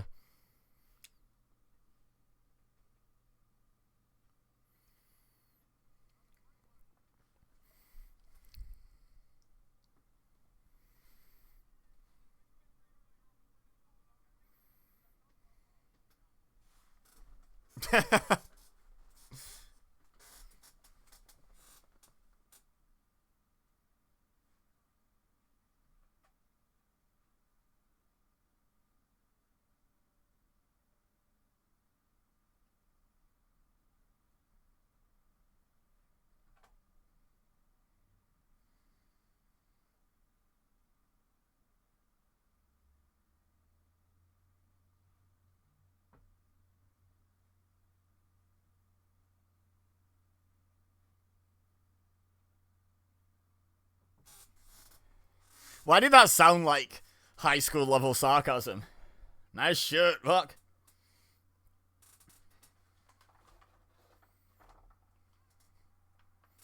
You've just been here, my dude. Right, don't you remember you were in a match, like, half an hour ago?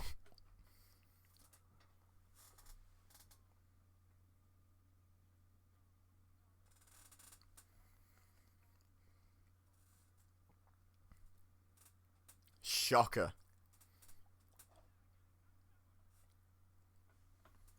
Surely not The Rock wanting the WWF title.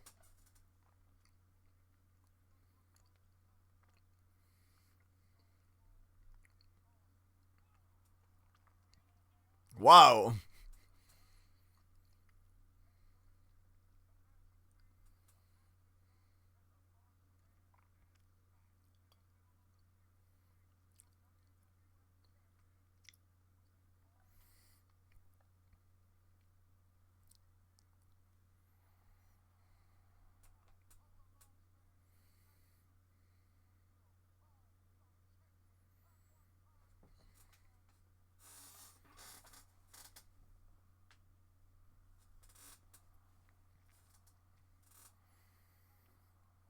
Yes, you have. It happens all the damn time, JR.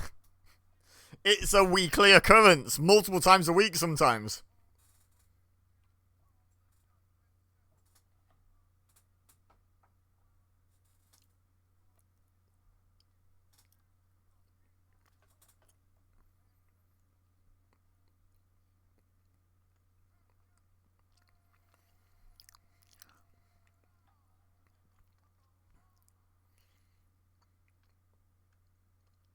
Should have got interrupted by Mankind's music.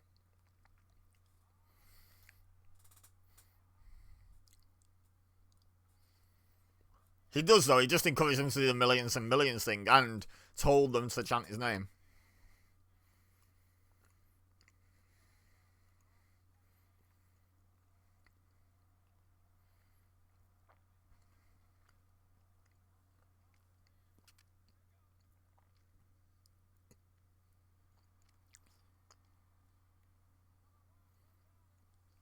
Wish.com rock there in the crowd. Okay. Controversial take on that segment there. Yeah, the crowd are into it because the crowd love repetition. They're like a small child watching Peppa Pig or whatever, and there's only like 3 episodes because kids love repetition. Oh my god. Yeah, this is what I mean about it must be a fake sledgehammer. You don't just simply swing a real sledgehammer at a human like that and it be safe in any way, shape, or form. And it's gotta be rubber, right? And don't get me wrong, that would still hurt. But Jesus.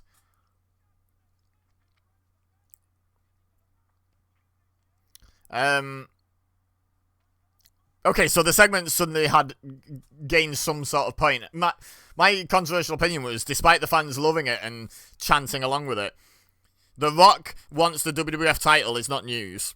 And neither are all of The Rock's catchphrases back to back to back to back. That's all that was. That's all that segment was. Real filler segment. Just because it's someone like The Rock, just because it's a megastar, doesn't stop it being a filler segment.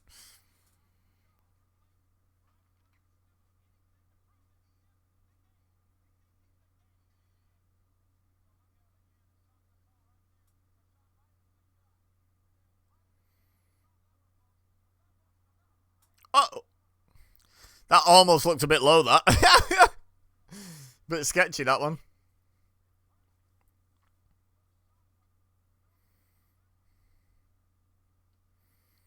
Yeah, I feel like they must have used a gimmicked sledgehammer back in the day.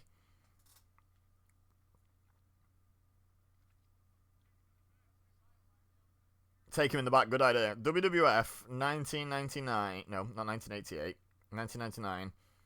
Fake sledgehammer.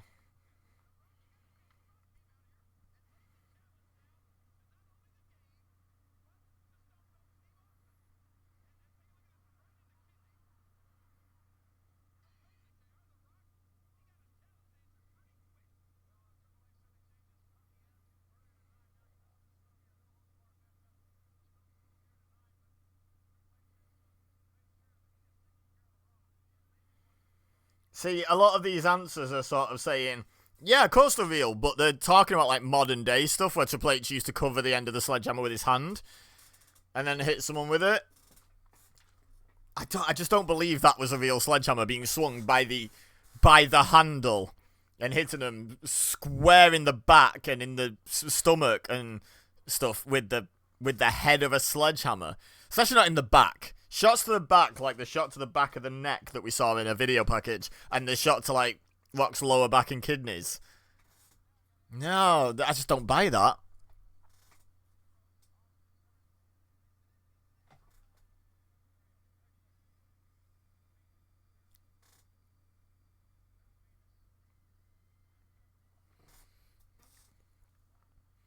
A dubious man, Val Venus, let's be real.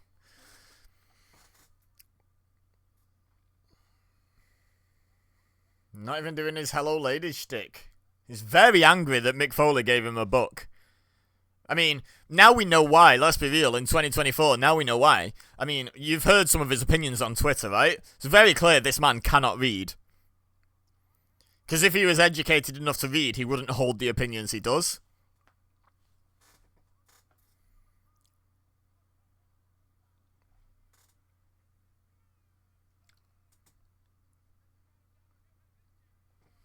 But yeah, was the, like, I was going to say all jokes aside, I'm not joking, like, screw that man, and he is an idiot. But, like, all bits aside, kayfabe-wise, was there actually an issue with Mankind and Val Venus before this point? I know they had the, didn't they have the tag match where it was Val Venus and Bulldog versus Mankind and The Rock?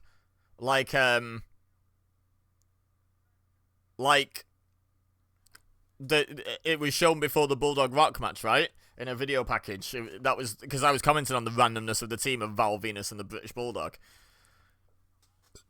But, like, was that just a random choice, or is there an actual feud building between Venus and Mankind? And if so, why is Mankind being subjected to such an unimportant low-card feud?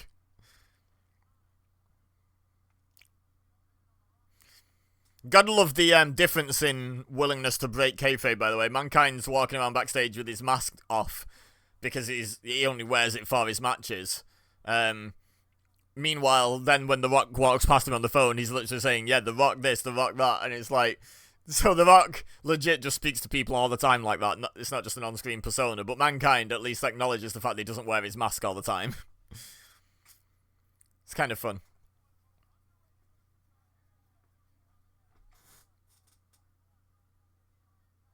I used to like Val Venus.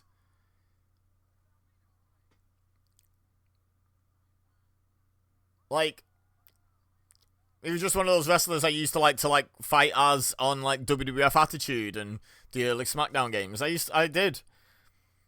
No idea why. Like, and that's not me being funny and being like, you know, I wonder why. You know, because porn star gimmick. I genuinely mean, as a child, I've no idea why I liked him.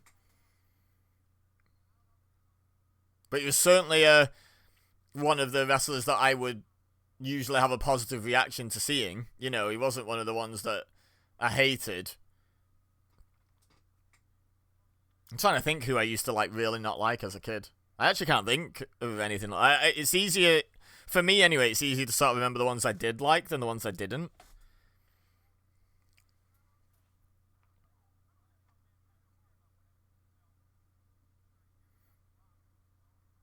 Like, I've talked before during WCW watch-alongs about how much of a Sting kid I was, and I loved DDP.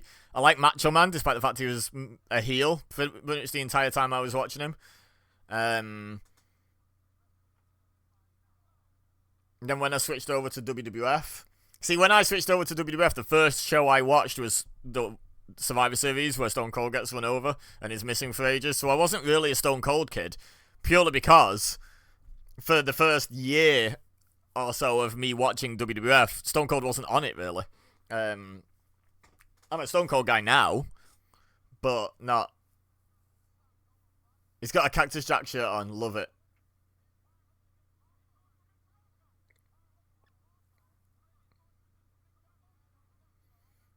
I don't think so.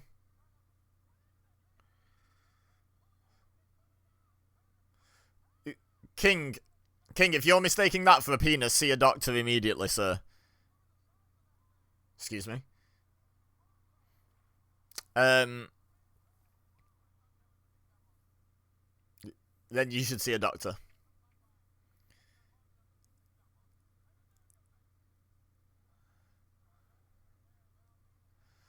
Jesus Christ, the attitude over, guys. What was I going to say? Yeah, so WWF, who were my guys when I first switched over?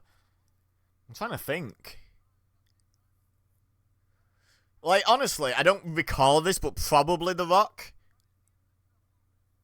Because he was just, like, top babyface when I was watching, like, in the early days. So, yeah, probably The Rock. It's funny, isn't it, how, like... I remember when and why I switched over to WWF, but it didn't make the same impact on me as, like, discovering WCW did.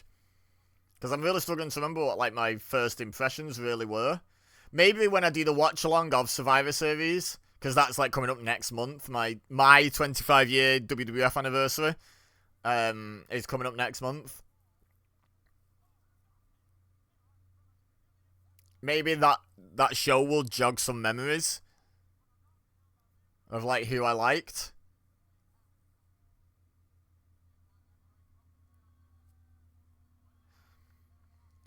I think I liked Perry Saturn because, like, as all responsible school children did, we had a sort of backyard wrestling, like, you know, lunch break on the field wrestling federation.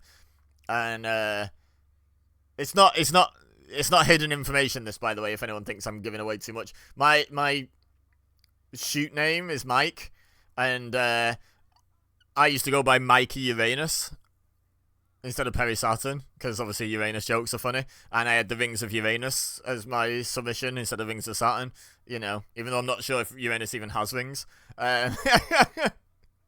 Certainly didn't know then, but it didn't matter. The joke was the joke, you know. So I guess I was a Perry Saturn guy? Or maybe I just liked the Uranus joke. Maybe I just saw the joke and was like, yep, we're doing that. I don't recall being a Perry Saturn guy. Put it that way. I think I was a Raven guy. I probably was a Goldberg guy because, you know, I was, at the end of the day, I was a kid. I was susceptible to pro wrestling marketing and face heel dynamics. But I did also like who I liked. Oh, I remember liking Lex Luger as well, which, watching back now, other than being a babyface for a lot of the time I was watching, is quite baffling, because he wasn't very good, in my opinion. But again, all these names, WCW. Who the hell did I like in WWF? I'm pretty sure, you know why I'm pretty sure I liked Raven? It's because I seem to remember being quite excited when Raven came to WWF and hoping for big things. And then they didn't happen. Yeah. And I wasn't an ECW kid, so it's definitely from his WCW run that I was a fan.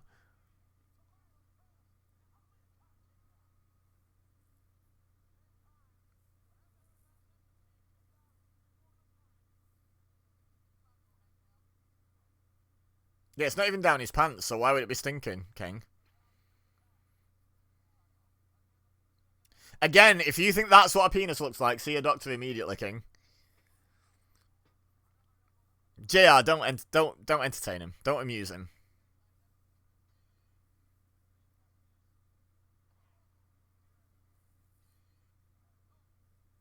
Also, I've just realised I've been yapping on about, like, favourites from this time as a kid and stuff like that. You might have been watching along more intently than I have. Did I miss anything? I feel like since the Rocco spot, probably not.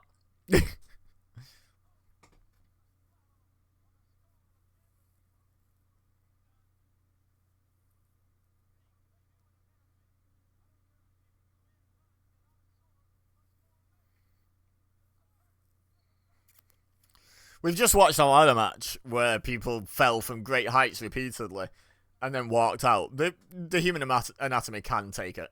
Let's be honest. Can take Val Venus doing some hair pulling.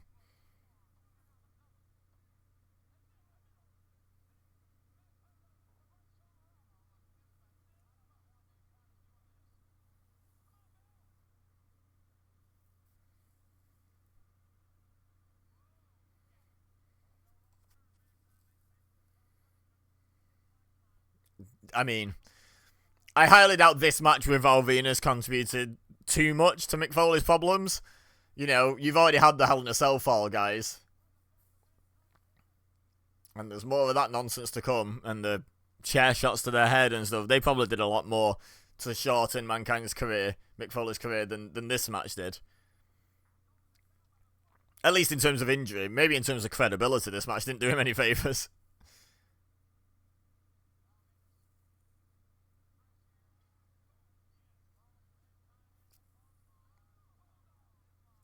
What do we all... Right, I was about to talk about how this is, like, one of the worst people in wrestling, as it turns out, versus, like, one of the nice guys of wrestling. What do we all make of the Mick Foley, Vince McMahon comments? Like, part of me is a little bit like, I understand, because if you never saw that side of him, and he was always nice to you, and you feel like you owe him your entire career, essentially, there's a bit of, like, loyalty, I guess, there. And he didn't exactly condone anything. He just said, like, I'm not going to comment because I don't know anything, and this man gave me my career. But it wasn't as conclusively a good guy statement as I would have expected from Mick Foley. I would have expected Mick Foley to be like, look, yeah, the guy gave me my career. I'm eternally grateful for that. But this stuff is reprehensible, and I can in no way, shape, or form condone it.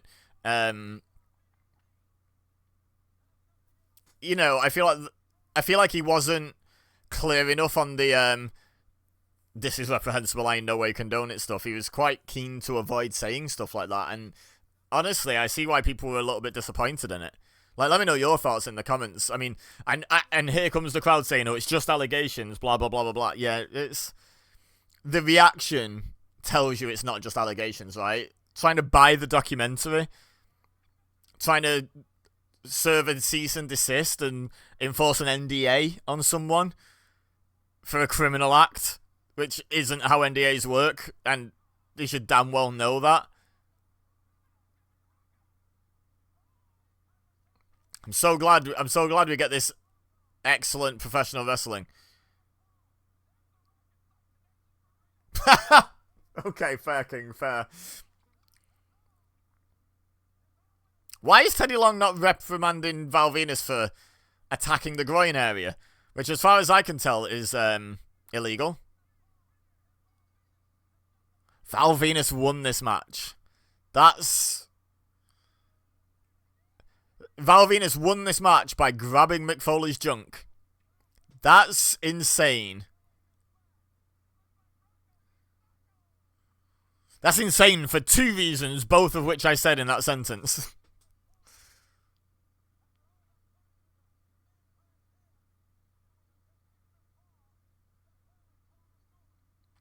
After all that punishment to Mankind's head, that story didn't factor into the finish at all.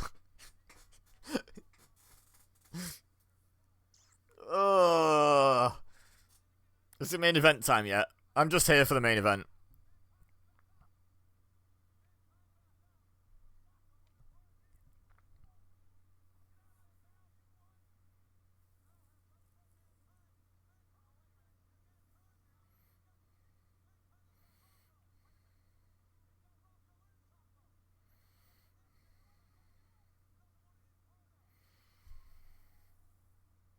Oh, he got his heat back. That's what matters, brother. Now, that's a ridiculous decision. Val Venus beats former 3-time WWF champion Mankind. Clean as a whistle by holding his penis.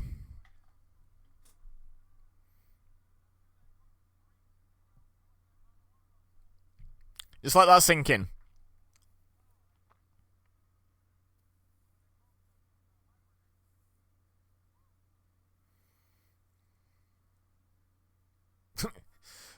In fairness, that Mr. Rocco prop is brilliant. The fact that it's actually got like the Rock's face on it is genuinely great. It's taken a long time to take his shirt off. They had a whole wrestling match and he's only just managing to get his shirt off. I know he's in pain, but Jesus.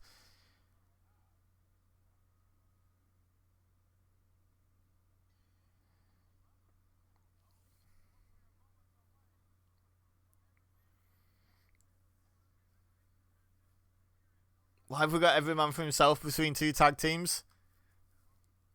Someone want to explain that one to me?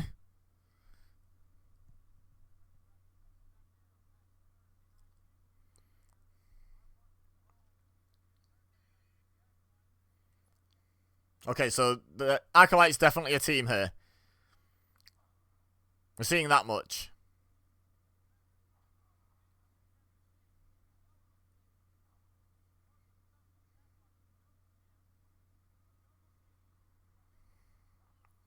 X-Pac comes to make the save, so I can assume that he and Kane are friends. Seems reasonable. So we have this feud that's two tag teams against each other. Why are we having a fatal four-way? In fact, it's not even a fatal four-way, it's a four corners elimination match, which I think is going to be a tag match, but it's every man for himself. I think it's going to be two legal men and two men on the outside. Why is it not just a tag match? Explain it to me like I'm 5. Why is this not just a tag match?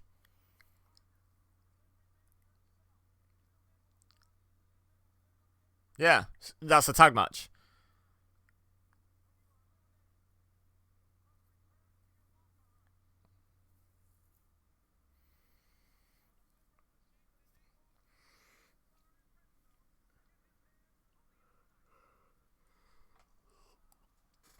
When they say, when you are eliminated, you must return to your locker room, or what? Like, you've already been eliminated, so you can't be disqualified for breaking that rule. So what exactly is the consequence of not following that? Bow.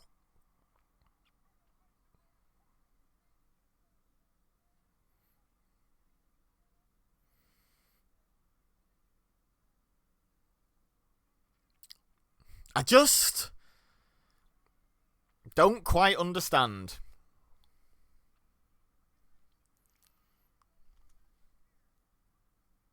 No, it's a confusing matchup here.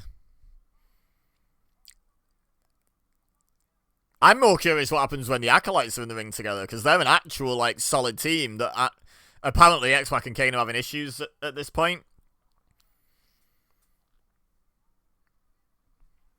The issues they're having seem to be Kane told X-Pac to stay out of his business and is angry that X-Pac saved him from a beating from two very large men. I will never understand that in wrestling. I will never understand that story. The Jada Parker Lola Vice thing in NXT recently, when she was mad that she made the save. Like, what? Like, I get the I don't need your help mentality, but you did. You were being beaten down by multiple people. You needed that person's help. If I was being beaten up by multiple people and someone, even someone I didn't particularly like, chased them off, fought them off me, I wouldn't be like, I hate you, screw you. I'd be like, okay, fair, thanks. I'm still not your friend, but thanks, you know.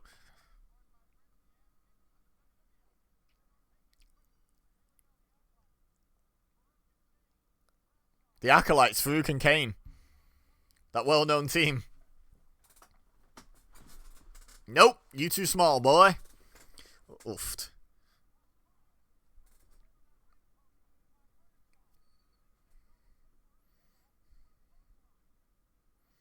That's not very nice of one Acolyte to the other, is it? I was about to say, we just spent ages spelling out the rules of the match are exactly a tag match except no one's friends. And then... and then what?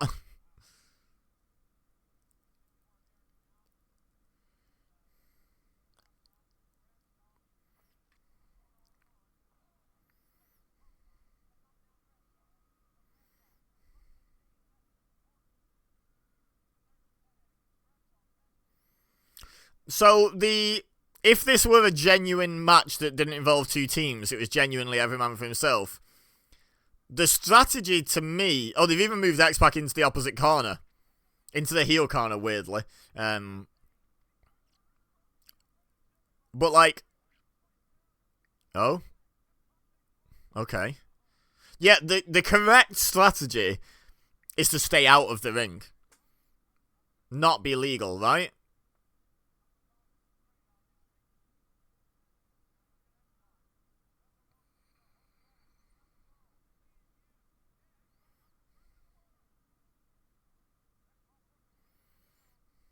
Wants Kane to swing at him, dodges the swing.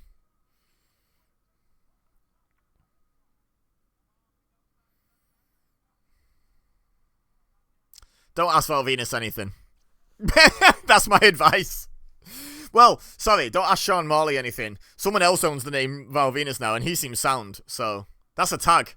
I was gonna say that's a tag. He hit him. He made contact from outside the ring. I've seen less violent tags. But, what the hell? Why are they so keen to fight each other? Why is Bradshaw so keen to fight Farouk?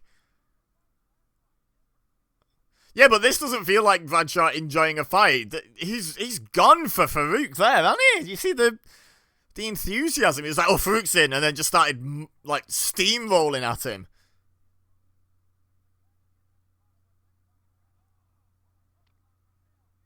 Bye, Felicia.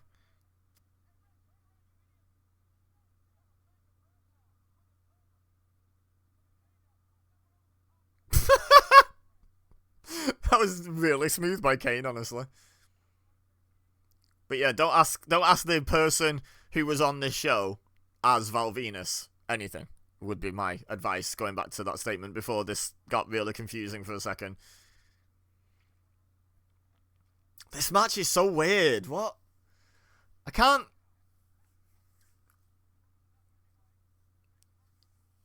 fathom what the benefit to not making this a tag match is. Like, you're not about to push any of these four men to the world title, so they don't need a singles win. Like, a tag win's fine. Oof. So Farouk goes in that corner, not the one X-Pac started in, but Kane has taken over the corner that Farouk started in. So it's not that each man has their own corner and they stay in their own corners. Because if that were the case, Kane wouldn't go in that corner.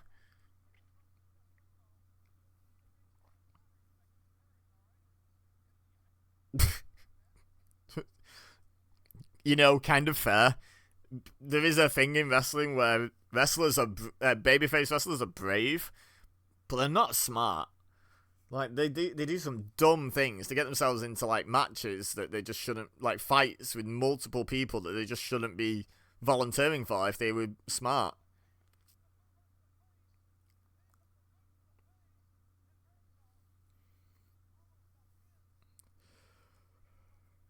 Why is Kane in that corner now? Make your damn mind up, Glenn.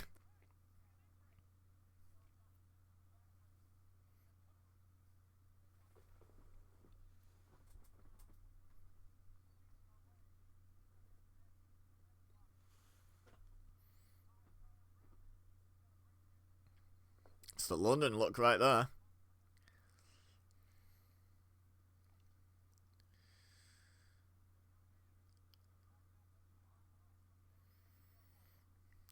Did people back in like the late 90s who had been fans for like a decade or more object to Farouk's positioning on the WWF card? Like, genuine question, because Ron Simmons is a former like world champion in WCW.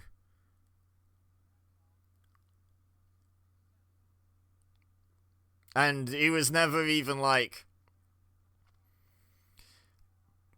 seemingly considered for that sort of position in WWF. Did, like, you know, like people nowadays begrudge people's booking and are like, why is this person not in the main event? I feel like Farouk would have been a good candidate for that back in these days, but the wrestling fandom was so different with the absence of like social media. The internet still wasn't like such a big thing as it is now in terms of like everyone using it near enough every day. It's interesting. Did people have that sort of thought? Or for anyone else for that matter, just Farouk stands out to me as like a potential option if you're an old school fan. You know, and you remember Ron Simmons, the world champion. You watch him debut in a stupid gladiator outfit in WWE, and then end up being just a tag guy. Were people like annoyed at that? Genuine question. Like, if anyone remembers, like, you know, anyone was like an adult wrestling fan back in this era. Because me as a kid, obviously, I didn't know Farouk was a former world champion. I don't know who Ron Simmons was at this point.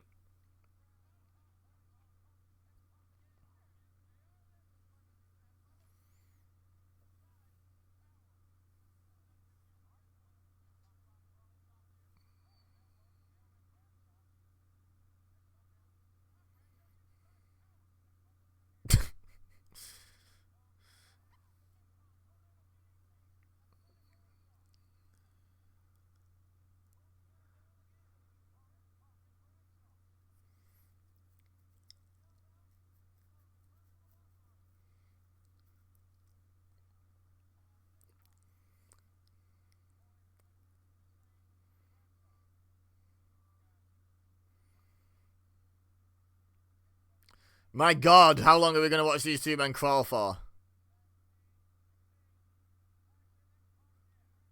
No, he doesn't. He tags out X-Pac. He tags himself in. So the story they're telling, which could still be told through a tag team match, by the way, seems to be X-Pac having like little dog syndrome now, where he's like, look, I know I'm smaller, but I can prove I can fight you, Kane. I can fight both the Acolytes at the same time. You know, he just seems to, that's a tag. He just seems to have like that mentality going on, which is fine, but that can still be done in a tag match where he basically refuses to tag Kane in. I'm still not seeing an actual reason why this had to not be a... I thought he got him then. Did he? Oh, he got him, right. It got such a lack of reaction, I assumed he actually kicked out. Did they do it just for the X-Pac pins Kane spot, I guess?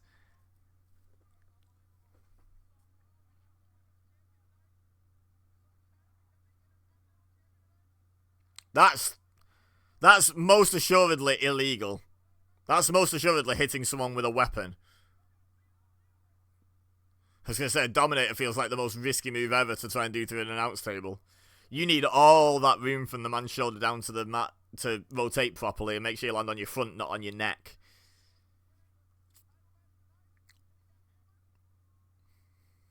Did he? He got drunk? Oh, okay.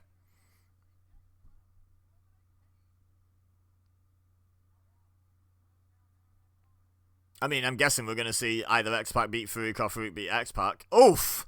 It's a hell of a spine buster.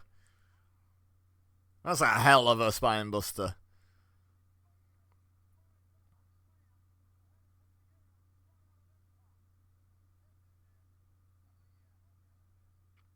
What on earth are you going for?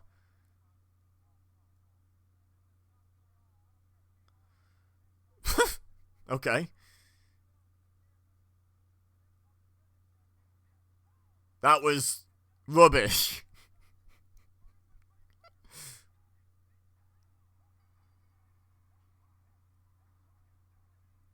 That was rubbish. That finish. It was a good idea. It was terribly executed. Because X-Pac didn't jump up and grab Farouk out of the air. I mean, for starters, they missed completely. But secondly, Farouk just dived head first into the canvas, whereas he should have been diving like a projectile trying to hit a shoulder tackle, and X-Pac should have had to jump up to grab the head and drag him down for it to look right. Even if it had gone well, that was a poorly executed finish, if that makes sense. Even if it'd have looked like X-Pac actually caught his head and slammed him down, it would still have been a bad finish because of the way Farouk dived. My opinion.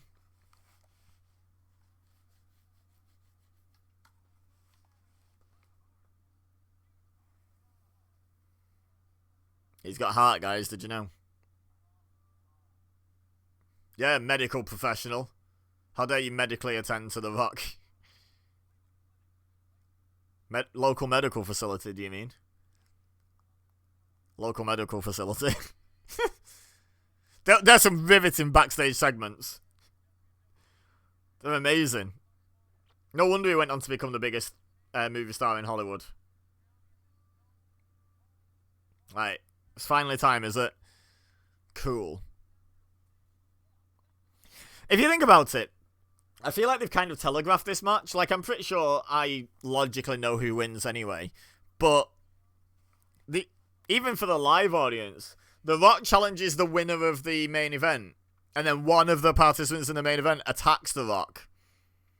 Setting up what, guys? That's right, a future match.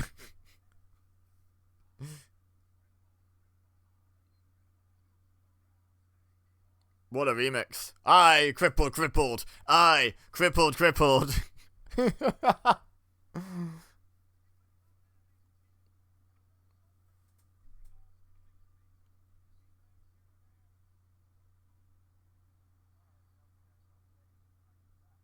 Why would Triple H be mad at JR for that?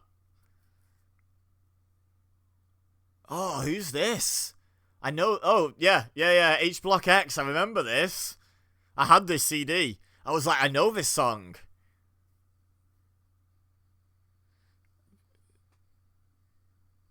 It's actually not bad, you know. It's very late 90s, early 2000s rock, but it's... Hey, that's when I got into metal, early 2000s.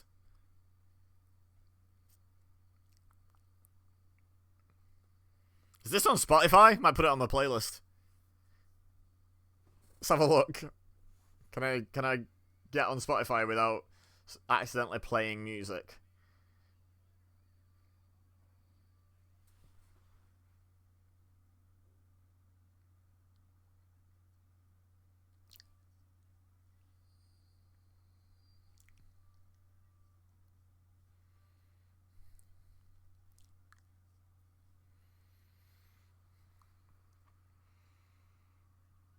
let's open up my playlist.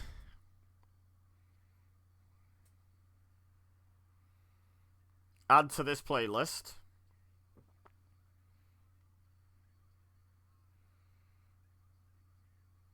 H Block X artist.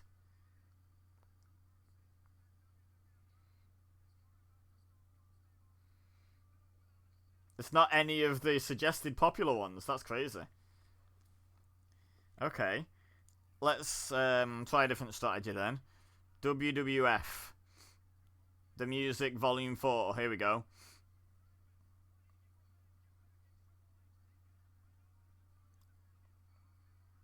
Is it the Oh Hell Yeah one?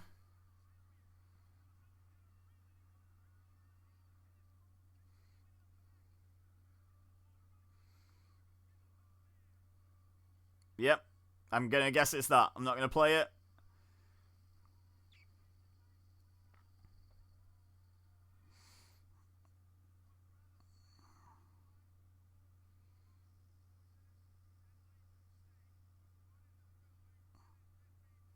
Should actually have a look at some of these other ones. Oh, at last, Christian. Yeah, let's add that. Christian!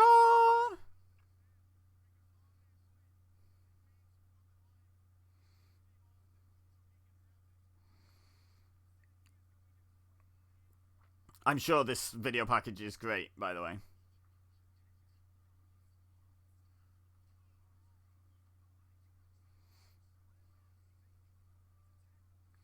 Blood Gangrel. You know, I'm going to take the chance that that's the really good Brood music.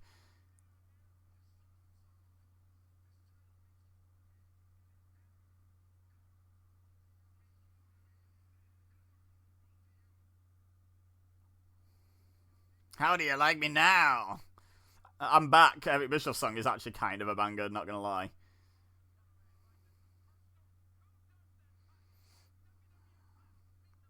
Oddities. Do you remember the Oddities music? That was catchy, that. That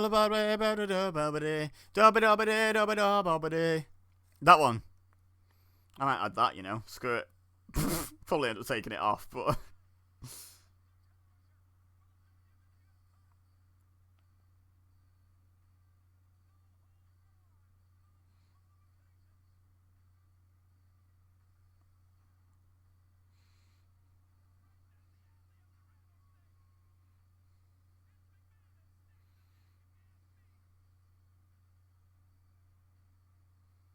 Oh, no, don't play it.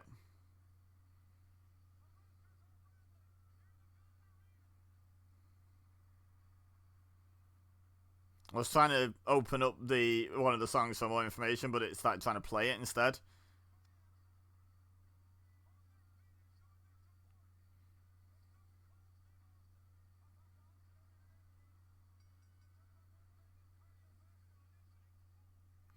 Waterproof Blonde did a song for Sean O'Hare? I don't recall that. I'm just going to lock up my phone with that sat on the screen, because I want to listen to that afterwards. Anyway, here's Stone Cold Steve Austin. Look, if you're new here, and you're like, what's this guy's deal? It's called ADHD. If you're not new here, you should already know this.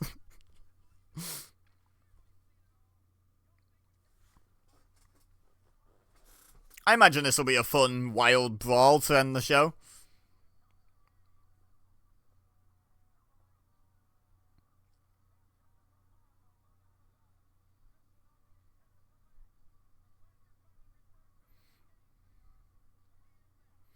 People genuinely prefer this Triple H theme. That's wild to me. I think it's a good theme. But it's a bit... I'm not gonna listen to anybody. Nobody tell me who to be. Vince, you made this a no DQ match. What are you doing, you whopper? Yes, no holds barred. Yeah, now take the sledgehammer to the ring with you. Here comes Austin. Triple H was checking he was on his way. See that, I glanced. Why make it a no DQ match, then complain when one of the wrestlers brings a weapon? Oh my god, fighting on the slippery boards. That went well for both of them, didn't it?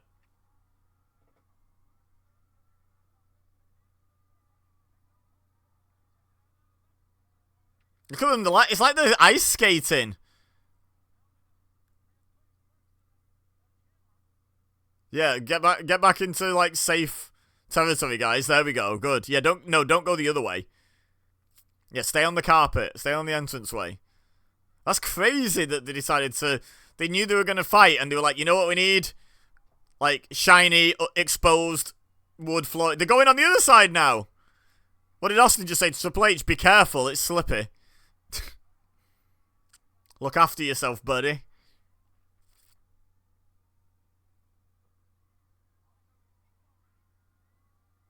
I don't know if this is a good idea. Okay, he wasn't planning on landing on his feet. That's fine then. Austin's walking like, so when I walk to the shop, I take a little detour through like a little I'd say it's called a park, but I'd say it's more of like a woods. And it's a nicer route to walk, and it doesn't really add any time to the journey, not any significant time. So I always take that route. But when it's like now at this time of year, it's always a bit more sort of like slippery and muddy and what have you. And he's walking like I walk in there, where I really want to make sure I don't fall.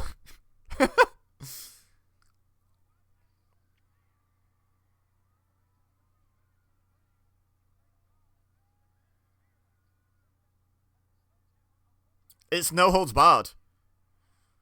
Why is Austin allowed to use that? But nice. Wrestling logic, guys. Babyfaces don't have, like I said before, they're all stupid. Like, not just in terms of courage, but often they just don't make sense either. Like why would Vince McMahon make it a no DQ match only to then take away someone's weapon from the match? I get it, it's because he wants Triple H to lose. But, like, why not just, like, you're in charge, just make the match no DQ for Austin only. Surveyor's rules, you know.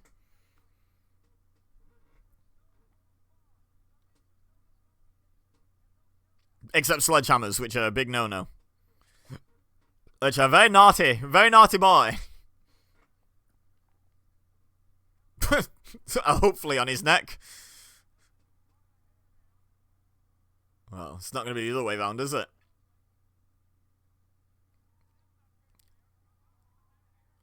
That's valid.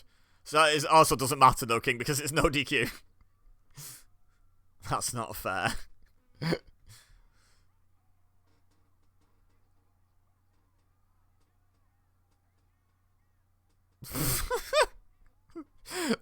Here, fan with a serious injury that needs crutches, let me just use your walking implement to beat this man.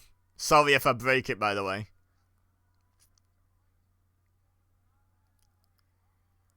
God, that was not a safe environment to be walking through. Like, yeah, you had, like, Buff Bagwell's Mega Evolution to try and keep the crowd sorted, that guy there. But, like, seriously, that's one guy. If they all just went, like, ballistic, what is he, along with his little security team, gonna do?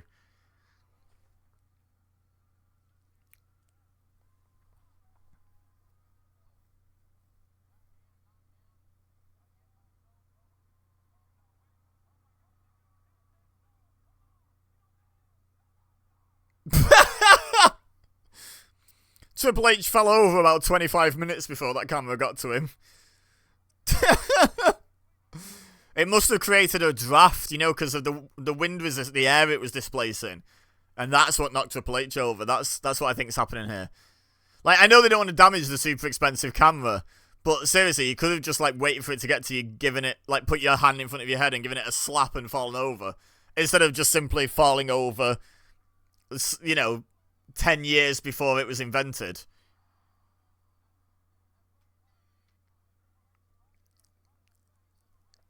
Did it though? What? Oh, okay. I thought King was trying to insult him somehow. I was like, I don't understand that one.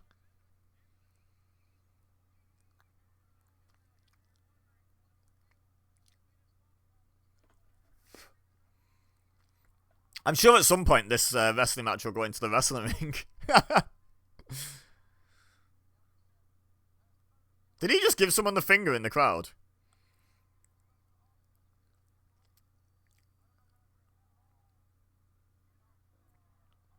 He literally just did.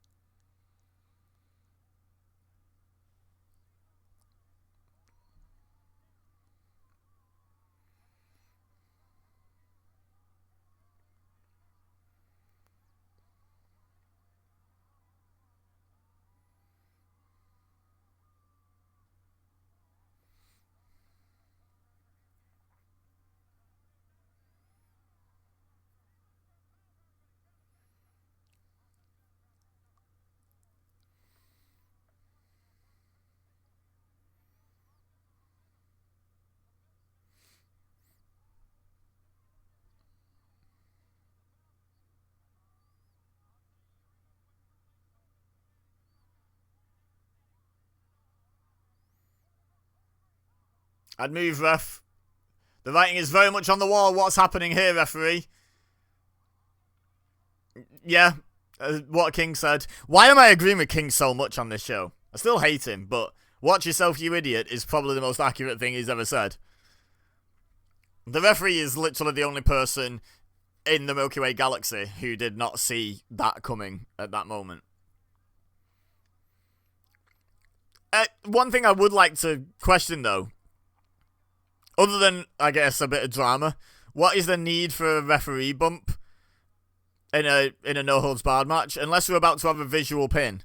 Unless we're about to give Austin a visual pin, I guess. That's the only thing I can think of for, so we can have Austin win but not win.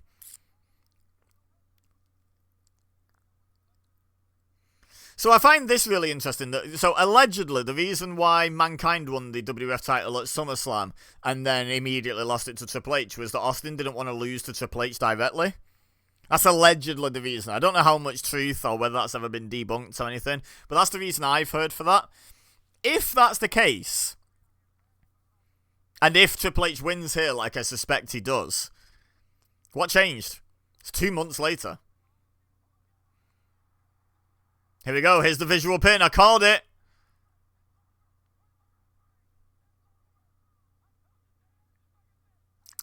It's something that's massively inconsistent in wrestling, and even within each company, I think, is the speed with which a replacement referee finds their way to the ring. Sometimes they never come, and sometimes it's like referee bump and bam, next referee's in the ring to count the next pin. It's like, surely they should have some sort of employee handbook that tells referees what to happen in the event of a referee bump. Referees taking more bumps in this match than Charlotte Flair takes in an average match. So we get a visual pin each. That's interesting. Oh, so now Earl comes out. Like, what? Why did Earl not come out for that, whatever it was, 5 minutes, 3 minutes, whatever it was, but then comes out and doesn't come out for Austin's pin, but comes out for Triple H's pin? Screwjob 2.0. Oh. Why is Triple H mad at Earl Hebner for not coming out when he got pinned by the stunner?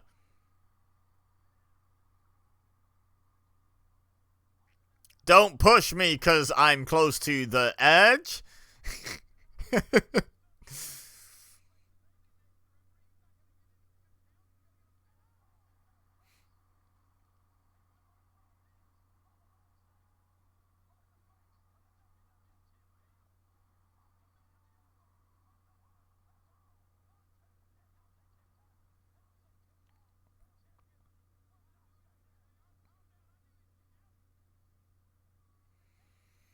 I knew he'd kick out. When was the last time Stone Cold Steve Austin won a match not with the Stone Cold Stunner? Like, come on, let's be real. That referee is gone.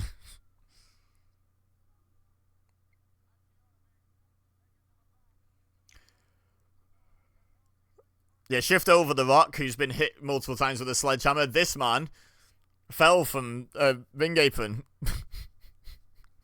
It's brutal, it was.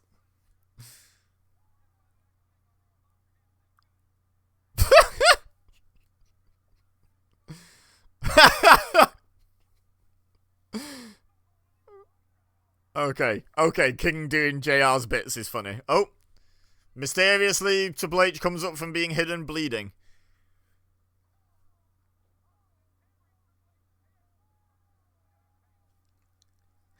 It's weird, the old attitude to blood. Like this year in WWE, we've had 3 people bleed. We've had Cody Rhodes when The Rock beat him up. We've had CM Punk and Drew McIntyre in the Hell in a Cell, right? I don't think I'm missing anyone. And it's felt really impactful and like a real sort of jarring moment. And like, oh man, this is real bad. This is real personal. They're drawing blood. It lost a lot of that impact when it was happening on a, like, I'd say a monthly basis, but it was probably happening on Raw and SmackDown as well.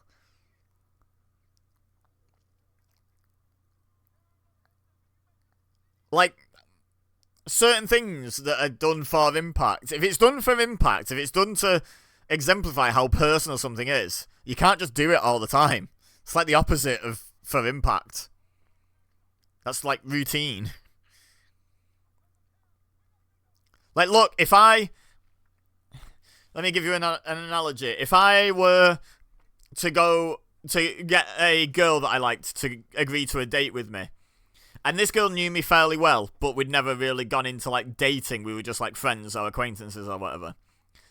And if I turn up wearing the clothes she's always seen me wearing, driving the car that she knows that I drive, and this is going to make it sound really shallow, but just bear with me for the analogy. Because it's for one specific... I'm not saying I wouldn't be successful in impressing this girl or in us becoming in a relationship. What I'm saying is, me doing that, none of that would make her go, oh! Because she'd just get me, as expected, right? I don't change my hair, I don't change my beard, I don't put any special effort in at all. I just am me. And that might work and it might be fine, but what I'm saying is there's no impact in it. Whereas if I rented out a flash car to take her to a nice restaurant and I wore some nicer clothes than I normally wear, she would definitely have a reaction to that. It might be a negative reaction. It might be, oh, I like you as you are. Why are you becoming this person? Like, I didn't agree to go out with this guy. I agreed to go out with you. That could happen. But the point is, it has an impact if you don't do what you always do. But if you just do the same thing all the time, whether it's good or bad, it doesn't have an impact. Do you know what I mean? I think that's what I'm trying to get at. Probably a bad analogy, to be honest. Probably a bad way of explaining it. But yeah, basically, blood all the time kind of equals blood none of the time in terms of impact. No one's like, oh my god, blood. Everyone's like, oh, yeah, Triple H is bleeding. Oof.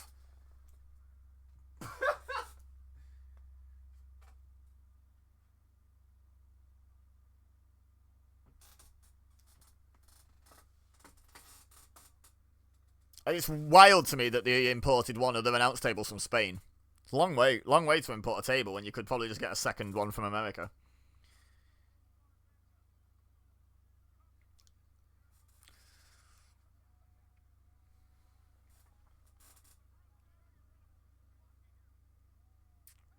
He's trying to get you hurt, King. What does that tell you? Trying to put you in harm's way.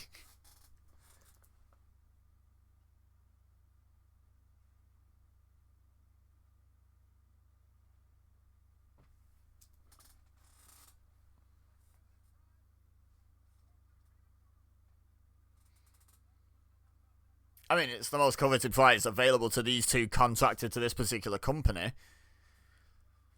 It doesn't prove that they wouldn't fight any harder for the WCW World Title or the ECW World Title or the IWGP World Title. Like, doesn't prove that, King.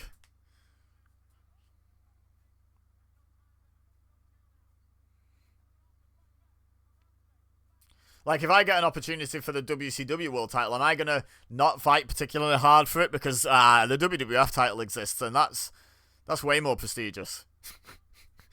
You know, or vice versa. Just silly. And I know I'm nitpicking and being facetious for no good reason, but like, yeah, welcome to me, I guess. Like, before people correct me in the comments, I mean, still correct me in the comments because it's good for engagement, but before people like actually get mad in the comments, yeah, I know they're doing their job of bigging up how important this match and the WWF title and by proxy the WWF are. I get it. I understand the purpose. I can still nitpick at its factual credibility, right? Two things can be true.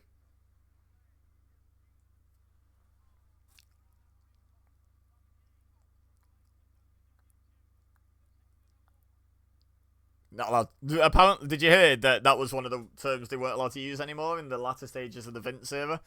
They weren't allowed to say anything about war anymore. You know, like they weren't allowed to say hospital. They also weren't allowed to say war. That was on the same list, apparently.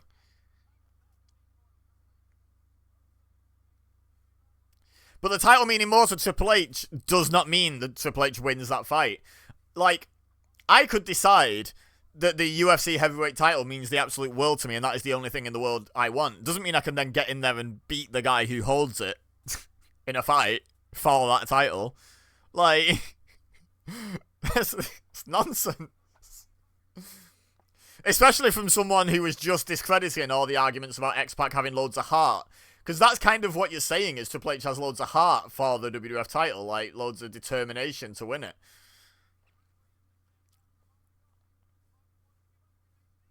Oh, no. No, we shall not, King.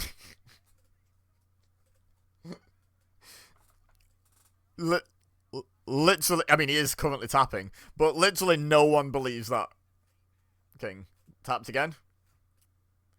Ref, pay attention, he's tapping. He's in a submission hold and he's slapping the mat. Like, what more do you want?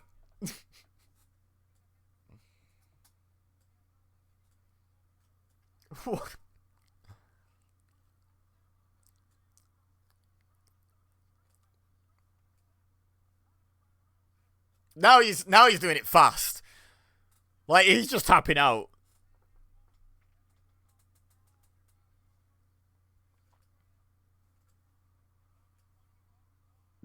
Don't show that camera angle. There, it looks good from that angle. Did not look good from that other angle at all.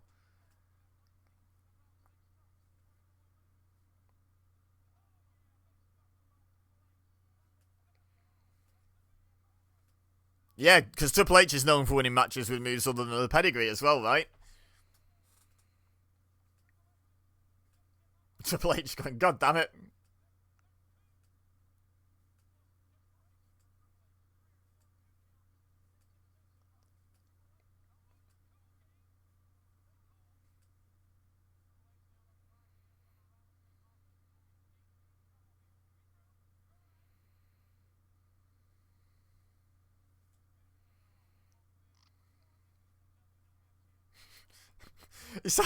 King sounds like he's talking to his cat. I talk to my cat like that. Where's he going?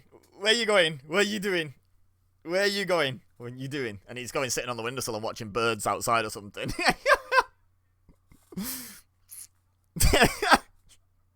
Maybe that's what Triple H was doing.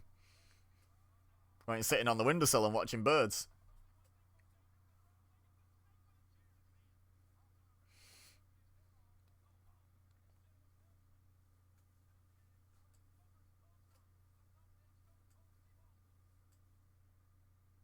Oh, we've had a homophobic sign.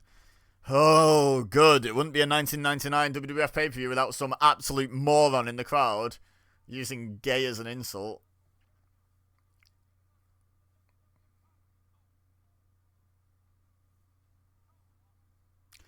It's like, it's crazy and also a little bit sad to me that was like the norm.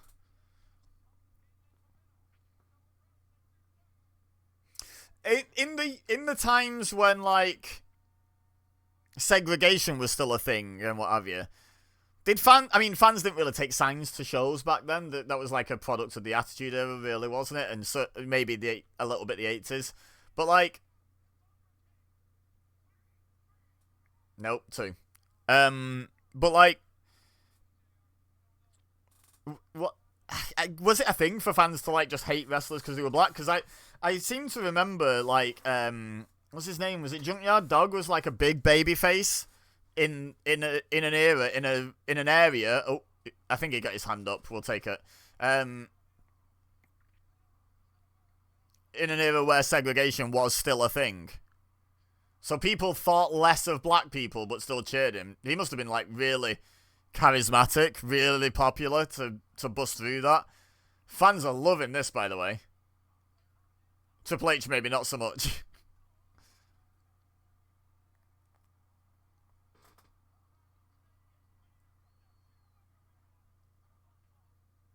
That was a hell of a sell to a low blow.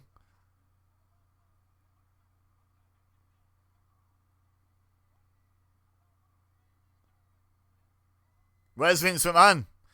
Professional sledgehammer disarmer. He's gonna hit Austin. Yep.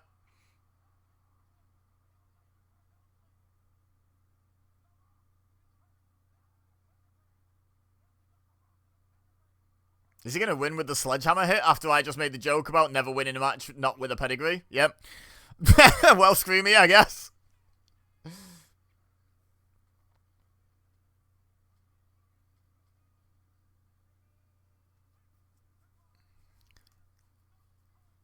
It's interesting that there was a lot of narrative about CM Punk using blood capsules in the Hell in a Cell, not actually blading, which, first of all, why the hell does it matter? We care about the visual effect of someone bleeding. Surely, like, it doesn't take anything away from it if they're not actually cutting themselves for our entertainment. Can we just agree that, first of all? But second of all, I'm pretty sure Triple H bladed in this match, and one of the main arguments was the fact that Punk had stopped bleeding and his face was pretty much dry by the end of the match. Well, look at Triple H now. No longer bleeding. Face is pretty much clear by this point. I'm just saying. But also, go back to that first point again. It doesn't matter if it's real blood or not. Like, the same as you're a wrestling fan. Doesn't matter that the punches aren't real. Why does it matter if the blood's real? It's so dumb. Anyway, Austin's attacking Triple H, so we're not done yet. Oh, okay, maybe we are. Bye. Oh, nope, no cameramen allowed backstage. That cameraman had to stop. This is the backstage cameraman. He's allowed backstage. We see, terrible. Even as late as the 90s, we had cameraman segregation. We had backstage cameramen and arena cameramen. And there's no way you could cross that boundary. How long does this, like, brawl go on? We've still got, like, 30 seconds left. I'm guessing that car there's waiting for Triple H.